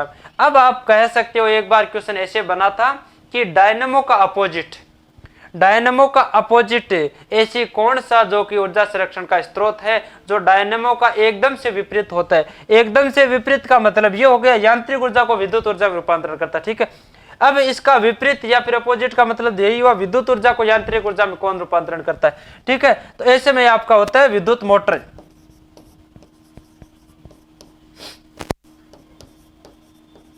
विद्युत मोटर है जो विद्युत ऊर्जा को यांत्रिक में, यांत्रिक ऊर्जा में रूपांतरण, ठीक है, किस में करता है, एकदम से अपोजिट बोले यांत्रिक ऊर्जा को विद्युत ऊर्जा में तो डायनेमो करता है, और जबकि विद्युत मोटर है जो कि विद्युत ऊर्जा को यांत्रिक में, यानी एकदम से अपोजिट। तो ये भी एक बार क्वेश्चन बना था कि डायनेमो का एकदम से अपोजिट स्थिति किसकी होती है, वह होती है विद्युत मोटर की, ठीक। तो इससे आपके 2-3 क्वेश्चन क्लियर हो गए। अगला क्वेश्चन आप पढ़िए, विद्युत उपकरण में अर्थ का उपयोग होता है। ठीक है भाई, विद्युत उपकरण में अर्थ का क्या उपयोग होता है? विद्युत खर्च को कम करने के लिए, क्योंकि उपकरण 4 फेज में काम करते हैं इसलिए, या फिर सुरक्षा के लिए, या फिर फ्यूज के रूप में। ठीक है, तो आप कह सकते हैं जिसे देखो खर्च को कम करने के लिए। ठीक है, तो हमेशा याद रखिए अर्थिंग से आपके खर्च पर कोई प्रभाव नहीं पड़ता है। ठीक है, आपका मान लीजिए आपका बिजली का बिल अगर 500 रुपये आ रहा हो तो अर्थिंग से कोई फर्क नहीं पड़ता, आपका उतना ही आएगा। ठीक है, तो आपको सबसे पहले कैंसिल करना पड़ेगा। ठीक है, खर्च पर इसका कोई प्रभाव नहीं पड़ता। अगर बात करें, क्योंकि उपकरण में 4 फेज में कार्य करता है, उपकरण कभी 4 फेज में कार्य नहीं करता है। ठीक है, 4 फेज में नहीं, हाँ हो सकता है एक ऊपर वाला टर्मिनल, क्योंकि आपके घरों के अंदर जो कि आपके 3 पिन प्लग टॉप लगे रहते हैं, जैसे चार्जर के लिए 3 पिन प्लग लगा रहता है। ठीक है, जो को 3 क्यों लगाया जाता है? ये तो आपका फेस, ये आपका न्यूट्रल हो गया। अब ऊपर वाला किस लिए लगाया जाता है? ऊपर हर प्रकार के सॉकेट के अंदर, घरों में चार्जर वगैरह लगाने के लिए जो आपको सॉकेट दिया गया है, उस सॉकेट में 3 बराबर खांचे होते हैं। वह खांचे किस लिए होते हैं? तो नीचे वाले 2 आपके फेज और न्यूट्रल के हो गए। ठीक है, ये आपके फेस और न्यूट्रल के हो गए। जैसे मान लीजिए आपके ये आपका क्या हो गया, ये आपका 5 पिन प्लग हो गया, सॉकेट हो गया, और आपका यहाँ पर ये हो गया आपका स्विच वगैरह। ठीक है, ये आपका क्या हो गया, स्विच वगैरह ना, ये आपका क्या स्विच, और ये हो गया सॉकेट। ठीक है ना, अब यहाँ का क्या कर देते हैं, जैसे ये स्विच में ये तो आपका फेज हो गया। ठीक है, और यहाँ पर ये डायरेक्ट न्यूट्रल हो गया। ठीक है, अब आपके पास ये स्विच से क्या हो गया, ये आपके इधर कनेक्ट हो गया। अब जैसे ही आप स्विच ऑन करोगे, जैसे स्विच ऑन करोगे ये इसके टच होगा, तो इससे जो कि सॉकेट के अंदर करंट हो जाएगा, और इधर न्यूट्रल मिल रहा है। अब आप जैसे ही इस चार्जर के अंदर डालोगे तो चार्जर से इधर से फेस मिल गया, इधर से न्यूट्रल, तो चार्जर के अंदर सप्लाई चालू हो जाती है। ये हो गया आपके चार्जर के अंदर सप्लाई चालू करना। लेकिन ये आपको ऊपर वाले एक मोटा आपने खांचा देखा है। ठीक है, एक ऊपर छिद्र और होता है, एक होल होता है, वह किस लिए होता है? ये ऊपर वाला पॉइंट किस लिए होता है? ये सभी ने देखा होगा। तो ये किस लिए होता है? ये होता है हमारे अर्थ के लिए। ठीक है, ये ऊपर वाला जो आपको दिख रहा है छेद, ये किस लिए होता है? ये अर्थ के लिए होता है। ठीक है, बहुत सारे घरों के अंदर अर्थिंग की हुई है, जबकि बहुत सारों के अंदर नहीं की गई है। तो नहीं की गई है तो भी इसका कोई फर्क नहीं पड़ता, लेकिन इसको करना कंपलसरी है। क्यों करना? ये एक सुरक्षा के लिए इंपॉर्टेंट है। मान लीजिए आपकी जो कि मोटर वगैरह है, घरों के अंदर मोटर लगी होती है। ठीक है ना, घरों में मोटरें लगी होती है, और मोटरों के अंदर क्या आपकी वाइंडिंग हल्की बॉडी टच है। ठीक है, बॉडी टच होने की वजह से आप जैसे उस मोटर के हाथ लगाओगे तो आपको जो कि करंट लगेगा। तो ऐसी कंडीशन में क्या हो गया, अर्थिंग की वजह से आपने मोटर की अर्थिंग की। ठीक है, और मोटर से अर्थिंग करके आप जमीन में इसका अर्थिंग कर देते हो। ठीक है ना, आप मोटर की अर्थिंग की और अर्थिंग करके जमीन में इसका अर्थिंग कर देते हो। ठीक है, या फिर अर्थिंग कर देते हो, तो इसका मतलब जो इलेक्ट्रॉनों का प्रवाह है वह सीधे जमीन के अंदर चले जाते हैं। जो नॉर्मल हमारे जो अंदर करंट हो रहा है वह करंट क्या हो जाएगा, जैसे भी होगा तो वह अर्थिंग के द्वारा जमीन में चला जाएगा, और जब भूमि में चला जाएगा तो आपको उतना ज्यादा करंट फॉलो नहीं होगा, आपकी मोटर सुरक्षित, आप सुरक्षित। तो इसके लिए ये हो गई आपकी एक तरह से सुरक्षा युक्ति। तो हमेशा ELCB अर्थ लीकेज सर्किट ब्रेकर होता है। तो ये होता है आपका अर्थ लीकेज सर्किट ब्रेकर। तो ये अर्थ की जगह आपका सर्किट ब्रेकर की जगह, यानी ये भी आपके तरह सुरक्षा काम करता है। तो अर्थिंग भी आप अपने आप में एक सुरक्षा युक्ति है। ठीक है, क्या होता है अर्थिंग? अर्थिंग भी एक प्रकार से सुरक्षा युक्ति है। तो आप कह सकते हैं फ्यूज के रूप में। फ्यूज के रूप में आप अर्थिंग को काम में नहीं ले सकते। फ्यूज के रूप में ओनली फॉर किसको काम में ले सकते हैं? फ्यूज के रूप में आप MCB को काम में ले सकते हैं। ठीक है, MCB को फ्यूज के रूप में काम में ले सकते हैं। जबकि सुरक्षा जो कि आपके अर्थिंग को, फ्यूज और अर्थिंग में बहुत अंतर होता है। फ्यूज आपकी सप्लाई को कट करता है, जबकि आपकी अर्थिंग है जो कि आपके करंट को जो कि जमीन में फॉलो करती है, भूमि में फॉलो करती है, पृथ्वी के अंदर समा देती है। तो इस प्रकार आप क्या करेंगे, ये आपके क्या हो जाएगी, सुरक्षा युक्ति हो जाएगी। तो आप समझ गए होंगे विद्युत अर्थ का क्यों प्रयोग करते हैं, सुरक्षा के लिए। ठीक है, चलिए अगला पढ़े। ट्रांसफार्मर प्रयुक्त होते हैं एसी को डीसी में बदलने के लिए, या फिर डीसी को एसी में बदलने के लिए, या फिर डीसी को वोल्टेज का अपचयन करने के लिए, या फिर एसी वोल्टेज का अपचयन या फिर उपचयन करने के लिए। तो सबसे पहले देखो ए ऑप्शन पर, यानी एसी को डीसी में कौन कन्वर्ट करता है? एसी को डीसी में कौन कन्वर्ट करता है? तो आपने देखा होगा रेक्टिफायर। एसी को डीसी में कौन करता है? रेक्टिफायर देखा है आपने, इस प्रकार कहीं पर बनाया हुआ देखा है। ठीक है, ये होता है आपका ब्रिज रेक्टिफायर, जबकि इसमें लगे क्या होता है? डायोड लगे होते हैं, है ना। डायोड, 4 डायोड के संयोजन से, 4 डायोड के संयोजन से आप एक ब्रिज रेक्टिफायर बना सकते हो, और ब्रिज रेक्टिफायर की सहायता से आप एसी को डीसी में कन्वर्ट कर सकते हो। मान लीजिए आपने सप्लाई से एसी ले ली, सप्लाई से एसी ले ली, और एसी लेकर आप डायोड के द्वारा आप डीसी बना सकते हो। डीसी बनाकर अपनी बैटरी चार्ज कर सकते हो। कौन सी बैटरी? इन्वर्टर की बैटरी। इन्वर्टर की बैटरी है जो आप डायोड के माध्यम से, तो आपने कभी भी देखा इन्वर्टर के अंदर डायोड लगे होते हैं। डायोड का कार्य होता है एसी को डीसी में कन्वर्ट करना। अब आप कह सकते हैं इन्वर्टर के अंदर आपका डायोड लगे होते हैं, तो इन्वर्टर क्या किसको किस में परिवर्तन करना है? तो इन्वर्टर अलग चीज हो जाती है, डायोड अलग चीज हो जाती है। ठीक है, लगते इन्वर्टर के अंदर है लेकिन वह इन्वर्टर में शामिल नहीं होते। तो डायोड का कार्य होता है एसी को डीसी में कन्वर्ट करके इन्वर्टर की बैटरी चार्ज कर देता है, या फिर साधारण आप बैटरी चार्ज करो तो भी आप कर सकते हो। ठीक है, अब बात रही डीसी को एसी में कन्वर्ट करता है, तो डीसी को एसी में कन्वर्ट करता है इन्वर्टर। ठीक है, डीसी को एसी में कौन कन्वर्ट करता है? इन्वर्टर। इन्वर्टर का कार्य क्या होता है? डीसी को एसी में करना। ठीक है, यानी डीसी बोले तो आपकी बैटरी से जो कि आपकी विद्युत उठाई और आपके डायरेक्ट करंट उठाया, और आपका क्या है ना, इन्वर्टर के द्वारा वापस घरेलू सप्लाई की मान लीजिए 220 वोल्टेज आपको एसी सप्लाई प्रोवाइड। तो हमेशा याद रखिए इन्वर्टर कभी एसी नहीं देता, इन्वर्टर कभी डीसी नहीं देता। इन्वर्टर बैटरी से डीसी जरूर उठाता है, जबकि हमें बैटरी से वह चाहे कितने बार जो कि वोल्टेज से उठाए, अगर 4 वोल्ट से 6 वोल्टेज से, लेकिन हमें वह 220 वोल्टेज एसी प्रोवाइड कराता है। तो इन्वर्टर हमेशा क्या देता है? एसी देता है। ठीक है, इन्वर्टर एसी देता है। एसी का मतलब अल्टरनेटिंग करंट और डीसी का मतलब डायरेक्ट करंट। यहां से आप समझ सकते हैं एसी व डीसी में अंतर।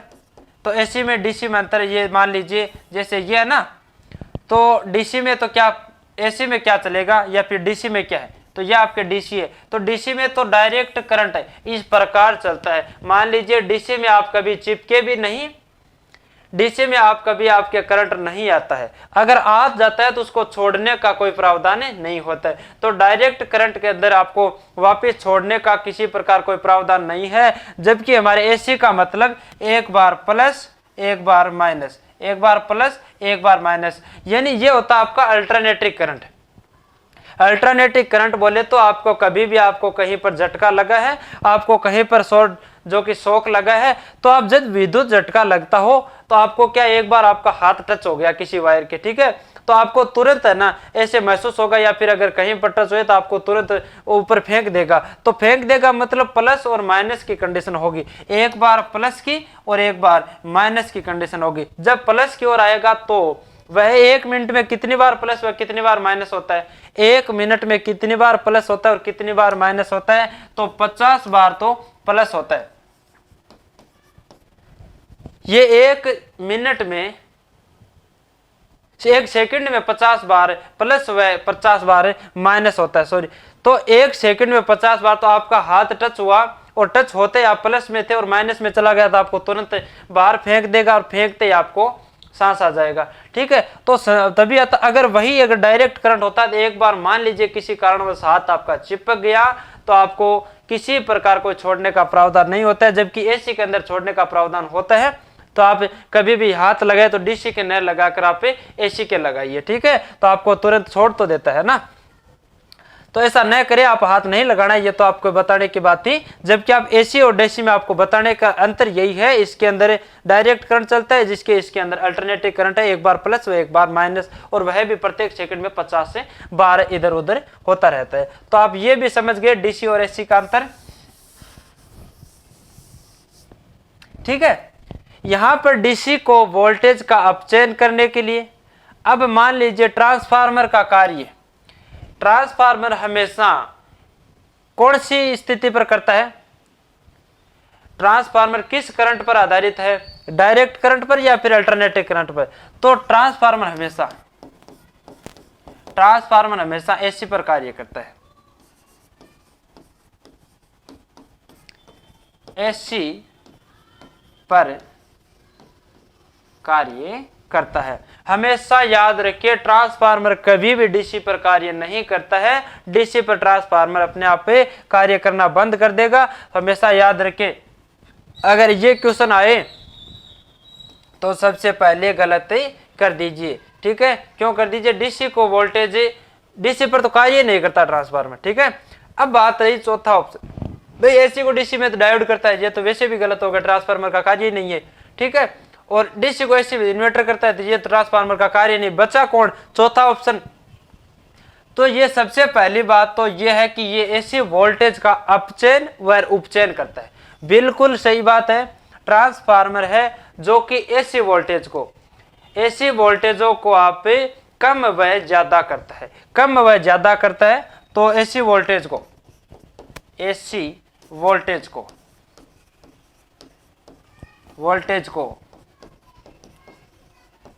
कम व ज्यादा करता है। अब आप बात करें कि यहां पर तो आप बोल रहे हो कम ज्यादा, यहां पर लिखा है अपचयन व उपचयन। तो अपचयन किसको कहते हैं, अपचयन का मतलब होता है डाउन करता है। ठीक है, अपचयन का मतलब डाउन करता है, डाउन का मतलब वोल्टेज कम करता है।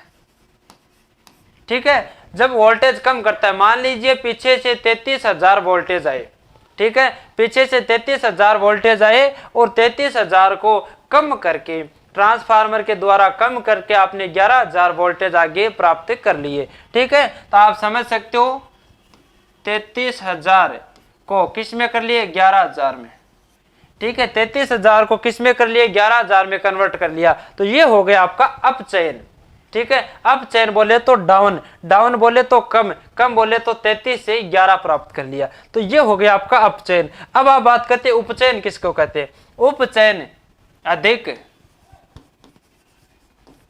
अधिक ज्यादा।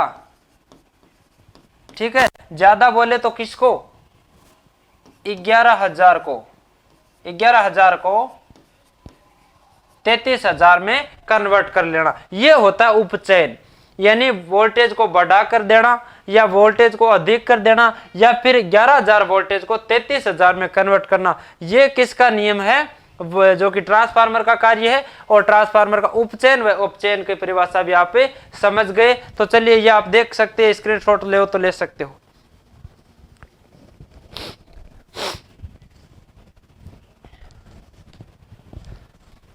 ठीक है, तो आप यहां पर समझ गए।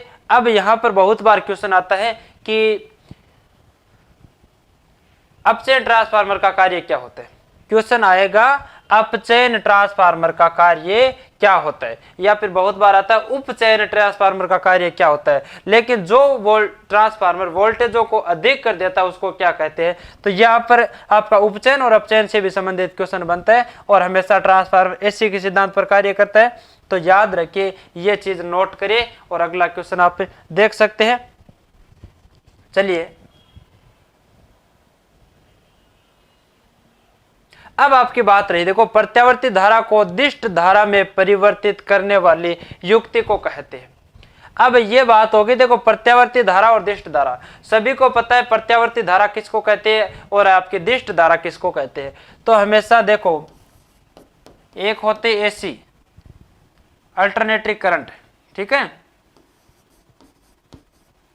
अल्टरनेटिंग करंट, ठीक है। और इसी को क्या कहेंगे, प्रत्यावर्ती धारा।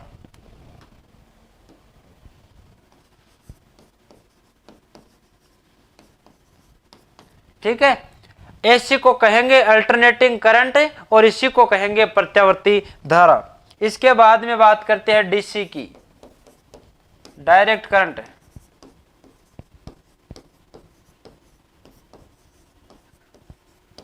ठीक है, और इसी को क्या कहेंगे, दिष्ट धारा। ठीक है, इसी को क्या कहेंगे, दिष्ट धारा। प्रत्यावर्ती धारा और दिष्ट धारा बोले तो आप एसी या फिर डीसी। ठीक है, प्रत्यावर्ती धारा और दिष्ट धारा, अल्टरनेटिव करंट या फिर डायरेक्ट करंट, तो आप कह सकते हो एसी का मतलब, प्रत्यावर्ती धारा का मतलब एसी, ठीक है, डिष्ट धारा का मतलब डीसी। अब आप यहां तक तो हो गया क्लियर बात। ठीक है, अब आपको अच्छी तरीके से पता है एसी को डीसी में कन्वर्ट कौन करता है। एसी को डीसी में कन्वर्ट कौन करता है, तो मैंने अभी बताया था कि सबसे पहले ऑप्शन पे आता है इन्वर्टर। तो इन्वर्टर का कार्य क्या होता है, डीसी को एसी में परिवर्तन। ठीक है, डीसी को एसी में कौन परिवर्तन करता है, इन्वर्टर करता है। ठीक है, बैटरी से आपकी सप्लाई उठाई, डीसी सप्लाई उठाई, इन्वर्टर अपने प्रोसेस के माध्यम से हमें क्या देता है, एसी प्रोवाइड करवाता है। अब रेक्टिफायर की बात करें। ठीक है, रेक्टिफायर का कार्य होता है एसी टू एसी को डीसी में, एसी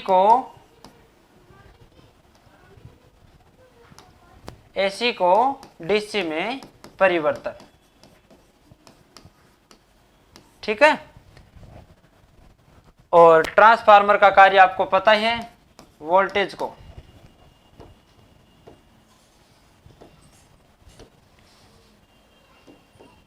किसको, वोल्टेज को कम में ज्यादा करना। ठीक है, अब आप समझ सकते हो कि डीसी को एसी में कन्वर्ट करने का कार्य कौन करता है, इन्वर्टर करता है। एसी को डीसी में परिवर्तन करने का कार्य कौन करता है, रेक्टिफायर करता है। ठीक है, रेक्टिफायर बोले तो डायोड को। ठीक है, और यहां पर अगर बात करें ट्रांसफार्मर की, तो ट्रांसफार्मर आपको वोल्टेज को कम हुआ ज्यादा करता है। ठीक है, अब आप समझ सकते हो, ये आपके डायोड होता है, आपने डायोड देखा है ना, ये आपका क्या होता है, डायोड होता है। इस प्रकार का एक डायोड होता है। ठीक है ना, तो ये आपका क्या होता है, ये प्लस ये माइनस। ठीक है ना, ये डायोड होता है। और इस डायोड के माध्यम से, कितने डायोड के माध्यम से आप एसी को डीसी में कन्वर्ट कर सकते हो, तो आप समझिए, यानी ये देखिए इस प्रकार का एक रेक्टिफायर बनता है। ठीक है,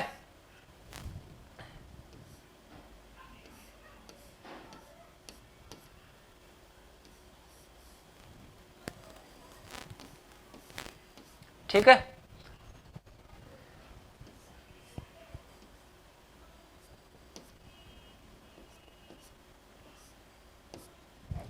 मान लीजिए, देखो ये हो गया आपका प्लस, ये माइनस। तो आप देख सकते हो, देखो दो तो इस प्रकार निकलेंगे।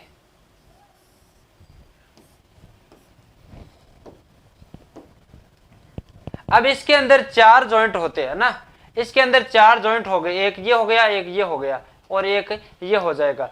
तो बात करते हैं इसके अंदर, देखो एक ये इसको इधर बैटरी में ले लिया, एक इसको बैटरी में, तो ये दोनों क्या है, एक बैटरी के अंदर जॉइंट हो जाएंगे। ठीक है, और इन दोनों के ऊपर एसी की सप्लाई दे दी जाती है ना, इन दोनों के ऊपर एसी की सप्लाई दे देते हैं। और एसी की सप्लाई देने के बाद में ये एसी को डीसी में कन्वर्ट करके इधर आपकी बैटरी वगैरह चार्ज हो जाती है। अगर डीसी की आवश्यकता हो तो आप एसी से, ये आपकी एसी हो जाएगी, एसी से सप्लाई लेकर ये डीसी में कन्वर्ट करता है। तो ये आपका इतना बड़ा क्या है, एक ब्रिज रेक्टिफायर बनता है। और जैसे भी आपका डायोड से संबंधित आगे क्वेश्चन आएगा, यानी आप अलग से डायोड पढ़ेंगे या फिर रेक्टिफायर वगैरह अलग से पढ़ेंगे, उस टाइम में आपको इसको अच्छी तरीके से समझा दूंगा। जबकि हमें एक बार इससे नॉर्मली समझने के लिए आपको आप कह सकते हो कि डायोड से किस प्रकार एसी से डीसी बनता है, तो ये इस प्रकार से आपका क्या एक संयोजन बनाया जाता है। और इस संयोजन के माध्यम से आप क्या कर सकते हैं, जो कि एसी से आप डीसी में बैटरी चार्ज कर सकते हैं। ये इस प्रकार आपके 4 डायोड काम में लेते हैं।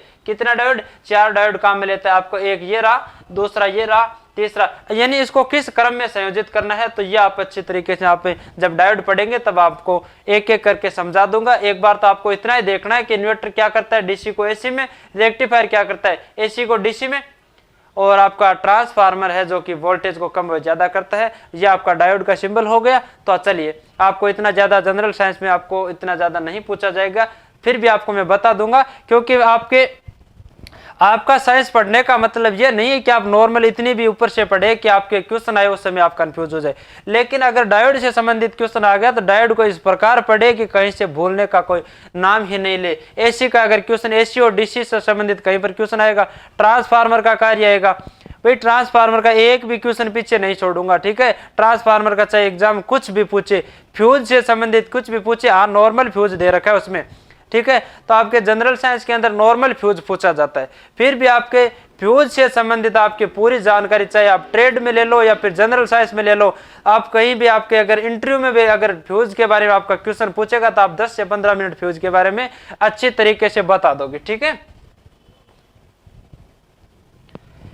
अब आप बात करते हैं, एक मकान में 2 बल्ब लगे हैं, इनमें से एक दूसरे से अधिक प्रकाश देता है, निम्नलिखित में से कौन सा कथन सही है, ठीक है। कौन सा कथन सही है? तो सबसे पहली बात तो यह कि प्रकाश की दीप्ति रजिस्ट्रेशन पर निर्भर करती है, ठीक है। तो अगर बात करें दोनों बल्बों में रजिस्ट्रेशन समान है, अगर दोनों बल्बों में रजिस्ट्रेशन समान होता, भाई दोनों बल्बों में रजिस्ट्रेशन समान होता तो दोनों बल्ब एक समान जलते, ठीक है। भाई दोनों अगर 9 वाट के होते, मान लीजिए दोनों 9 वाट के होते, तो वह दोनों में समान है,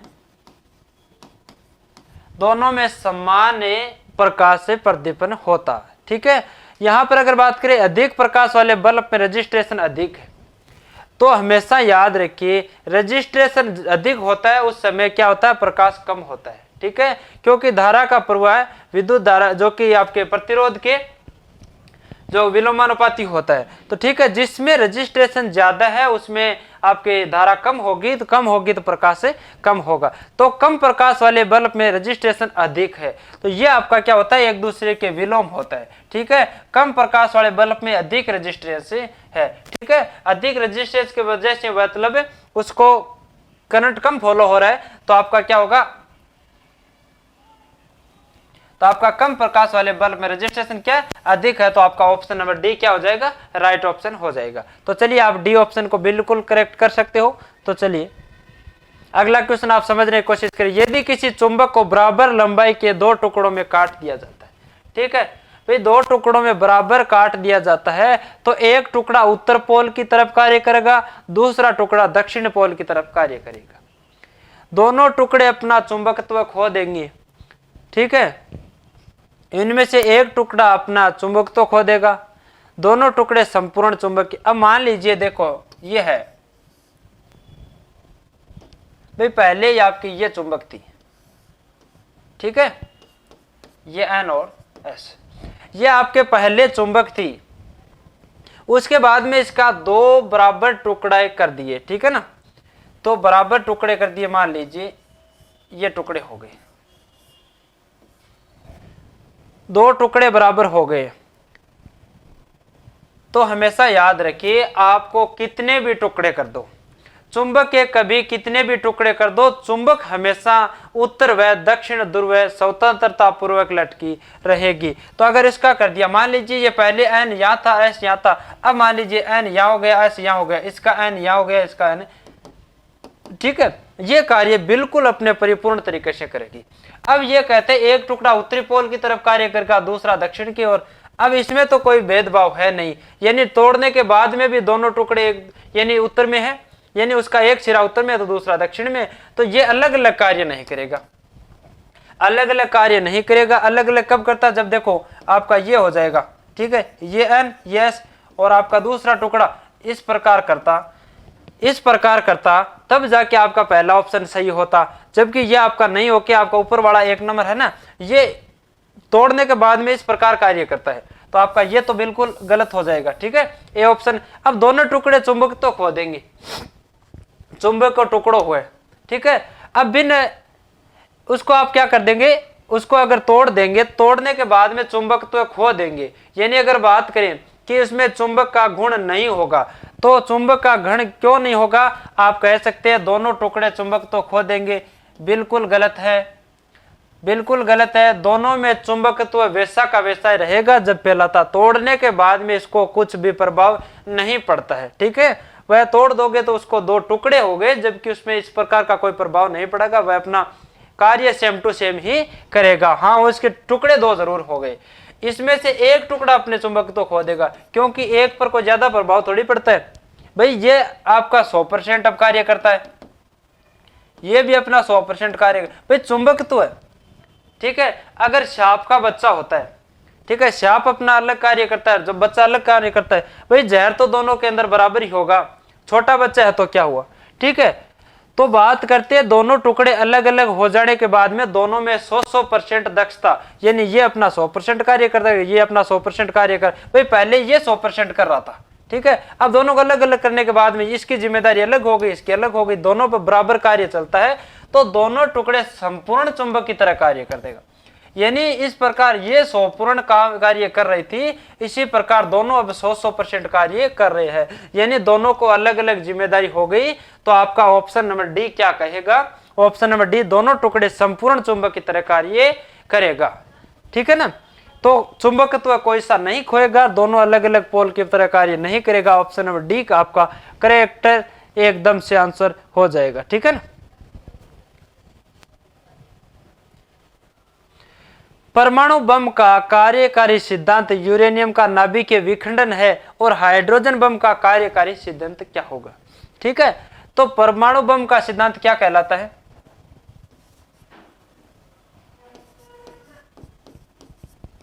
परमाणु बम का सिद्धांत,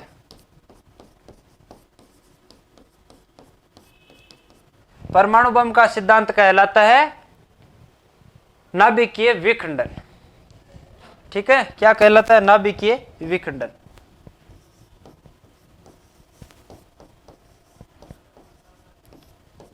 विखंडन,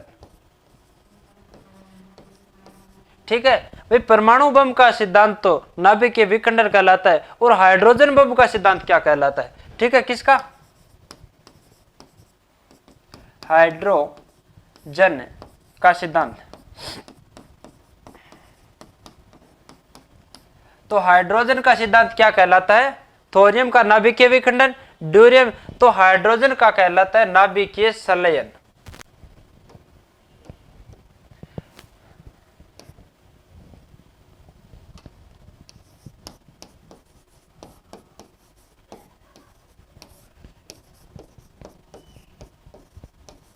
ठीक है, याद रखिए परमाणु बम का कार्यकारी सिद्धांत हमेशा क्या कहलाता है, नाभिकीय विखंडन कहलाता है, जबकि हाइड्रोजन बम का कार्यकारी सिद्धांत नाभिकीय संलयन कहलाता है। तो याद रखिए दोनों, नाभिकीय संलयन किसका कार्य है, हाइड्रोजन का, हाइड्रोजन का, और नाभिकीय विखंडन किसका है, परमाणु बम का, ठीक है।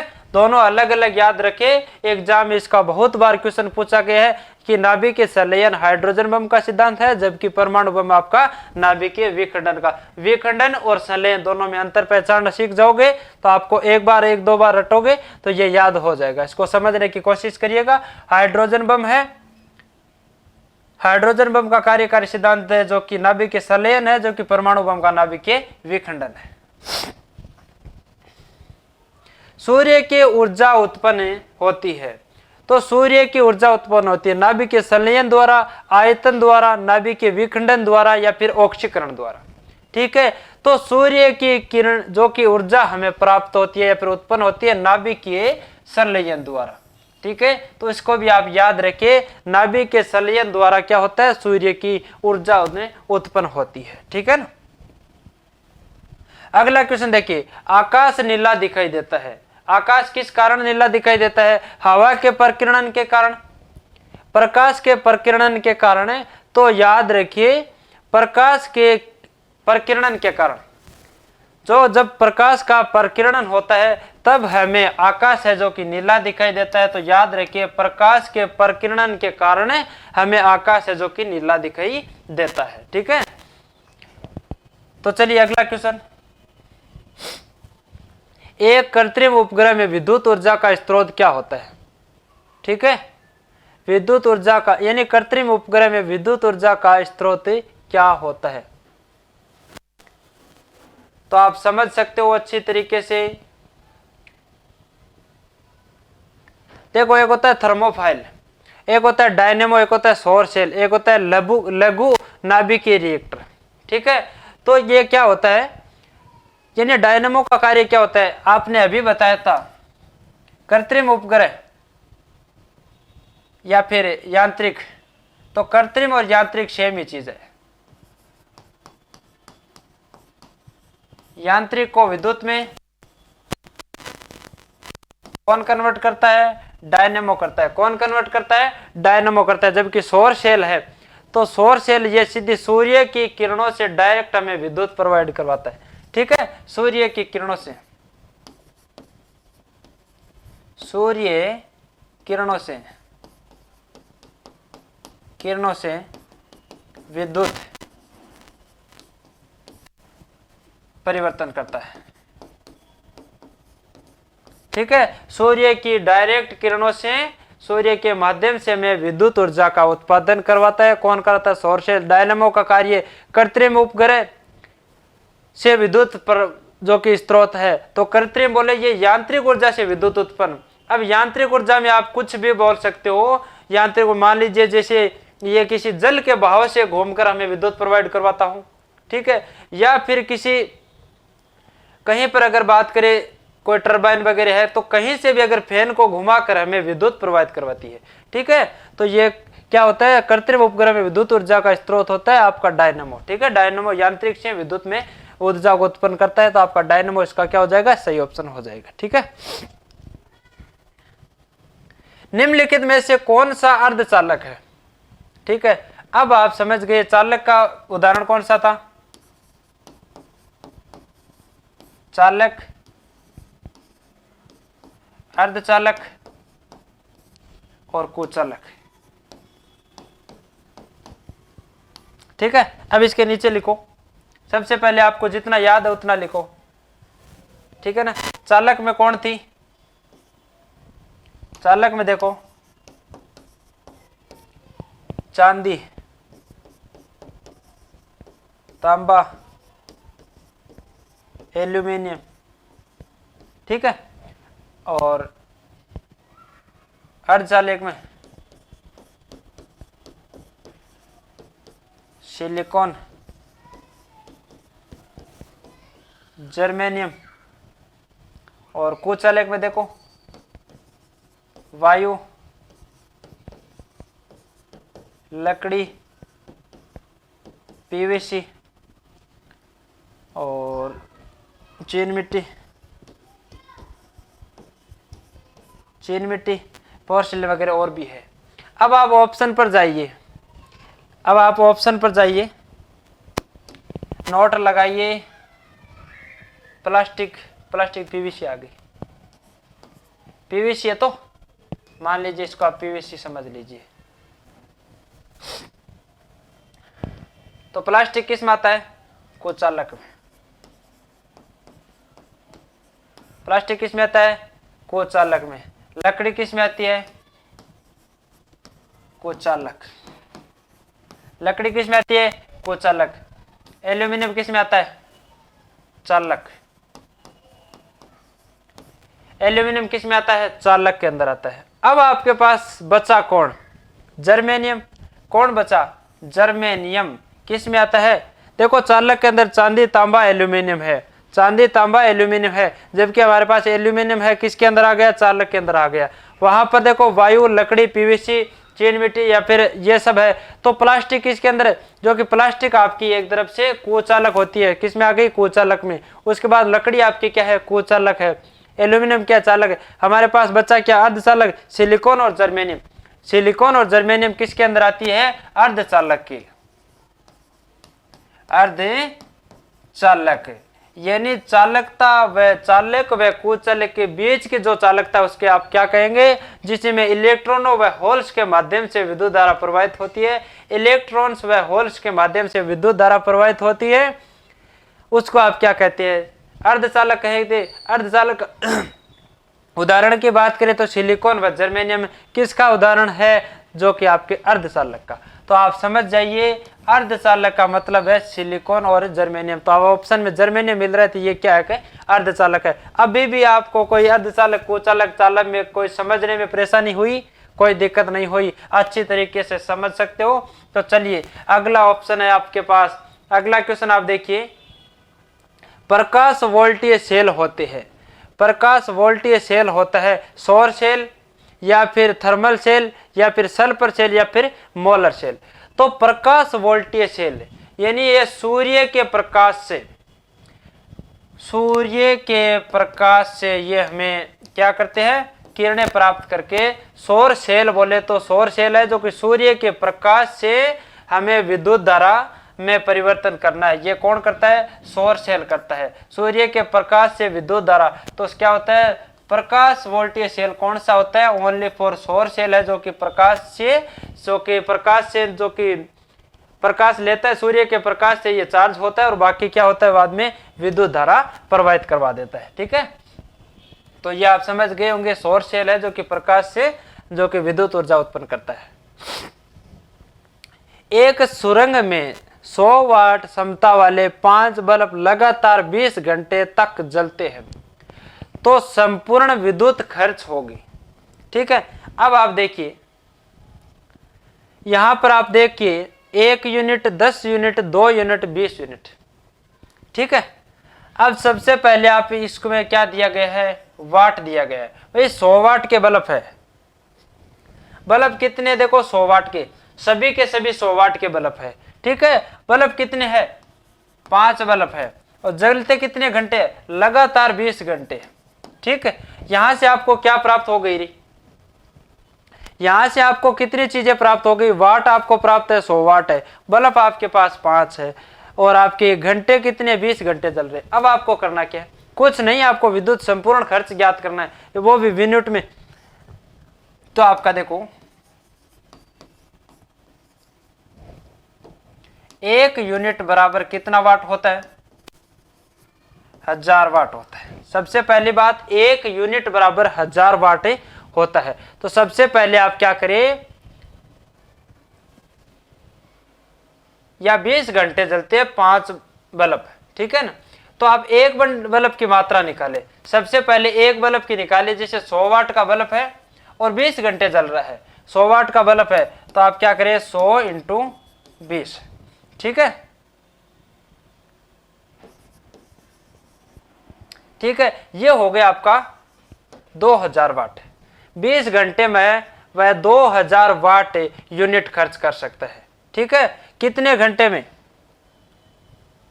ये 100 वाट का बल्ब है, 20 घंटे जलने के बाद में कितने यूनिट खर्च कर दी इसने, 2000 यूनिट खर्च कर दी। ठीक है, 2000 यूनिट खर्च कर दी, जबकि हमें 5 बल्ब की चाहिए। ये तो देखो 2000 वाट तो ओनली फॉर एक बल्ब यूनिट लेता है। 2000 यूनिट कितने,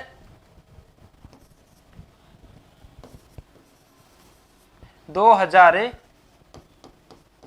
यूनिट किसकी मात्रा है, एक बल्ब की,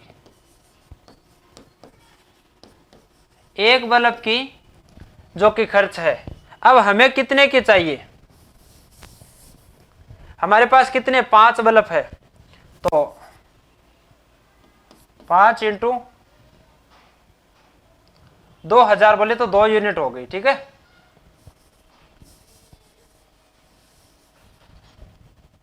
कितनी यूनिट हो गई, 2000 एक यूनिट में कितने वाट होते हैं? एक यूनिट के अंदर कितने वाट होते हैं? 1000 वाट होते हैं। ठीक है, एक यूनिट के अंदर 1000 वाट होते हैं। तो हमें देखो 100 वाट का यूनिट जो बल्ब था वह 20 घंटे चलने के बाद में 2000 वाट खर्च हुआ। ठीक है, तो 2000 मान लीजिए उसका 2 यूनिट है जो कि विद्युत खर्च हो गई। तो 2 यूनिट तो हो गई एक बल्ब की।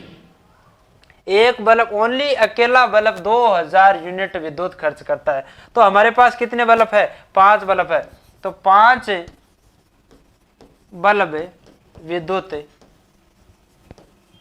खर्च करेगा। तो 5 इंटू 2, 5 इंटू 2 बोले तो 10 यूनिट, 10 यूनिट खर्च करेगा। कौन?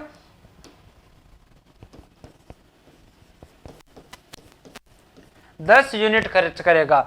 यानी 100 वाट के 5 बल्ब 20 घंटे लगातार जले तो आपकी 10 यूनिट है जो कि खर्च करेगा।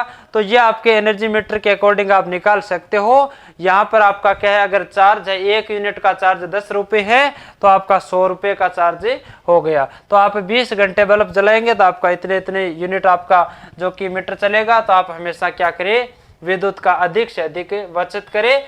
तो आप समझ सकते हो यहाँ पर आपका आंसर आ गया 10 यूनिट। कितना आ गया? 10 यूनिट आ गया। तो 10 यूनिट बोले तो सी ऑप्शन आपका राइट ऑप्शन हो जाएगा। ठीक है, सी ऑप्शन में क्या है? 10 यूनिट। तो 2 यूनिट, 20 यूनिट, 1 यूनिट, तो हमारा राइट आंसर था 10 यूनिट। तो यह परिभाषा आप समझ गए। सबसे पहले 1 यूनिट बराबर याद करें 1000 वाट होता है। 1000 वाट होता है तो आप कैसे भी करके इस तीनों को गुणा करके फिर बाद में आपको 1000 से भाग करके आप वाट को यूनिट में बदल सकते हो। तो आप आसानी से इस क्वेश्चन को आंसर निकाले। निम्नलिखित में कौन सा तत्व सोलर सेल से उपयोग किया जाता है? ठीक है, इस सोलर सेल से उपयोग कौन सा उपकरण किया जाता है? तो आपका क्या है? एस्टेटिन, सीरियन या फिर वेलेडिन या फिर सिलिकॉन। तो आपका सिलिकॉन तत्व है। सिलिकॉन तत्व है यह आपका सौर ऊर्जा से सीधे, ये जो सूर्य से सीधी किरणें प्राप्त होती है तो उससे ये तत्व जो उपयोग में लिया जाता है। तो सिलिकॉन एक ऐसा तत्व है जो सौर सेल से उपयोग में किया जाता है, यानी सूर्य से सीधी किरणों के लिए उपयोग किया जाता है। तो आप याद रखिए सिलिकॉन है जो कि आपका इसका राइट आंसर हो जाएगा। ठीक है, अगला क्वेश्चन चलिए। निकल कैडमियम बैटरी का प्रयोग किया जाता है। ठीक है, कैलकुलेटर में और कार्डलेस इलेक्ट्रिक उपकरण में, ट्रांजिस्टर में।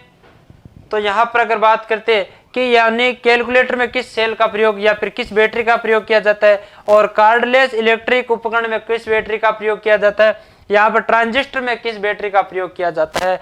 तो साथियों अगर बात करें तो कैलकुलेटर के अंदर भी कैडमियम बैटरी का प्रयोग किया जाता है, और आपके कार्डलेस इलेक्ट्रिक उपकरण में भी जो कि कैडमियम बैटरी का प्रयोग किया जाता है। ट्रांजिस्टर के अंदर भी आपका कैडमियम बैटरी का प्रयोग किया जाता है। यानी सभी के अंदर, यानी ऊपर दिए गए सभी ऑप्शन के अंदर कैडमियम बैटरी का प्रयोग किया जाता है। ऑप्शन नंबर आपका डी क्या हो जाएगा? राइट ऑप्शन हो जाएगा। डी क्या हो जाएगा? आपका राइट ऑप्शन हो जाएगा। अब यहां पर बात करते एक अर्धचालक में विद्युत चालन होता है। भाई विद्युत चालन बोले तो इलेक्ट्रॉनों का प्रवाह होता है, यानी आवेश का मात्रक कैसा होता है? तो एक अर्धचालक में विद्युत का चालन होता है केवल इलेक्ट्रॉन्स द्वारा। भाई केवल इलेक्ट्रॉन्स द्वारा तो किस में होता है? चालक में। केवल इलेक्ट्रॉन्सों द्वारा तो किस में होता है? चालक में होता है। ठीक है, केवल होल्स तो द्वारा होता है अचालक में होता है। इलेक्ट्रॉन व होल्स दोनों के द्वारा किस में होता है? अर्धचालक में। ठीक है, तो यह आपका चालक। ठीक है, और यह हो जाता है कुचालक।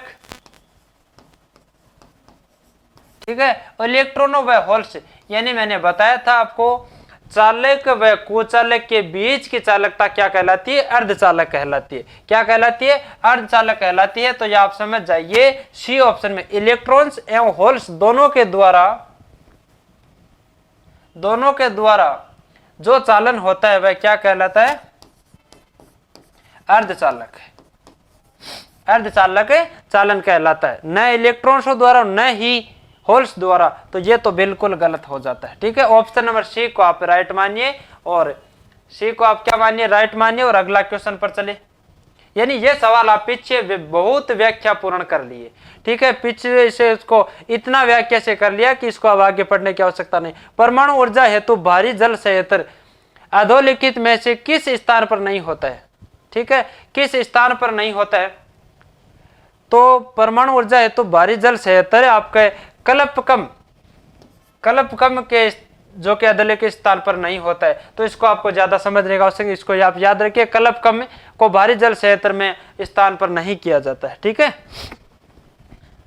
यहां पर बात करें यूरेनियम व रेडियोधर्मी विघटन का अंतिम उत्पादन है, ठीक है, अंतिम उत्पादन है।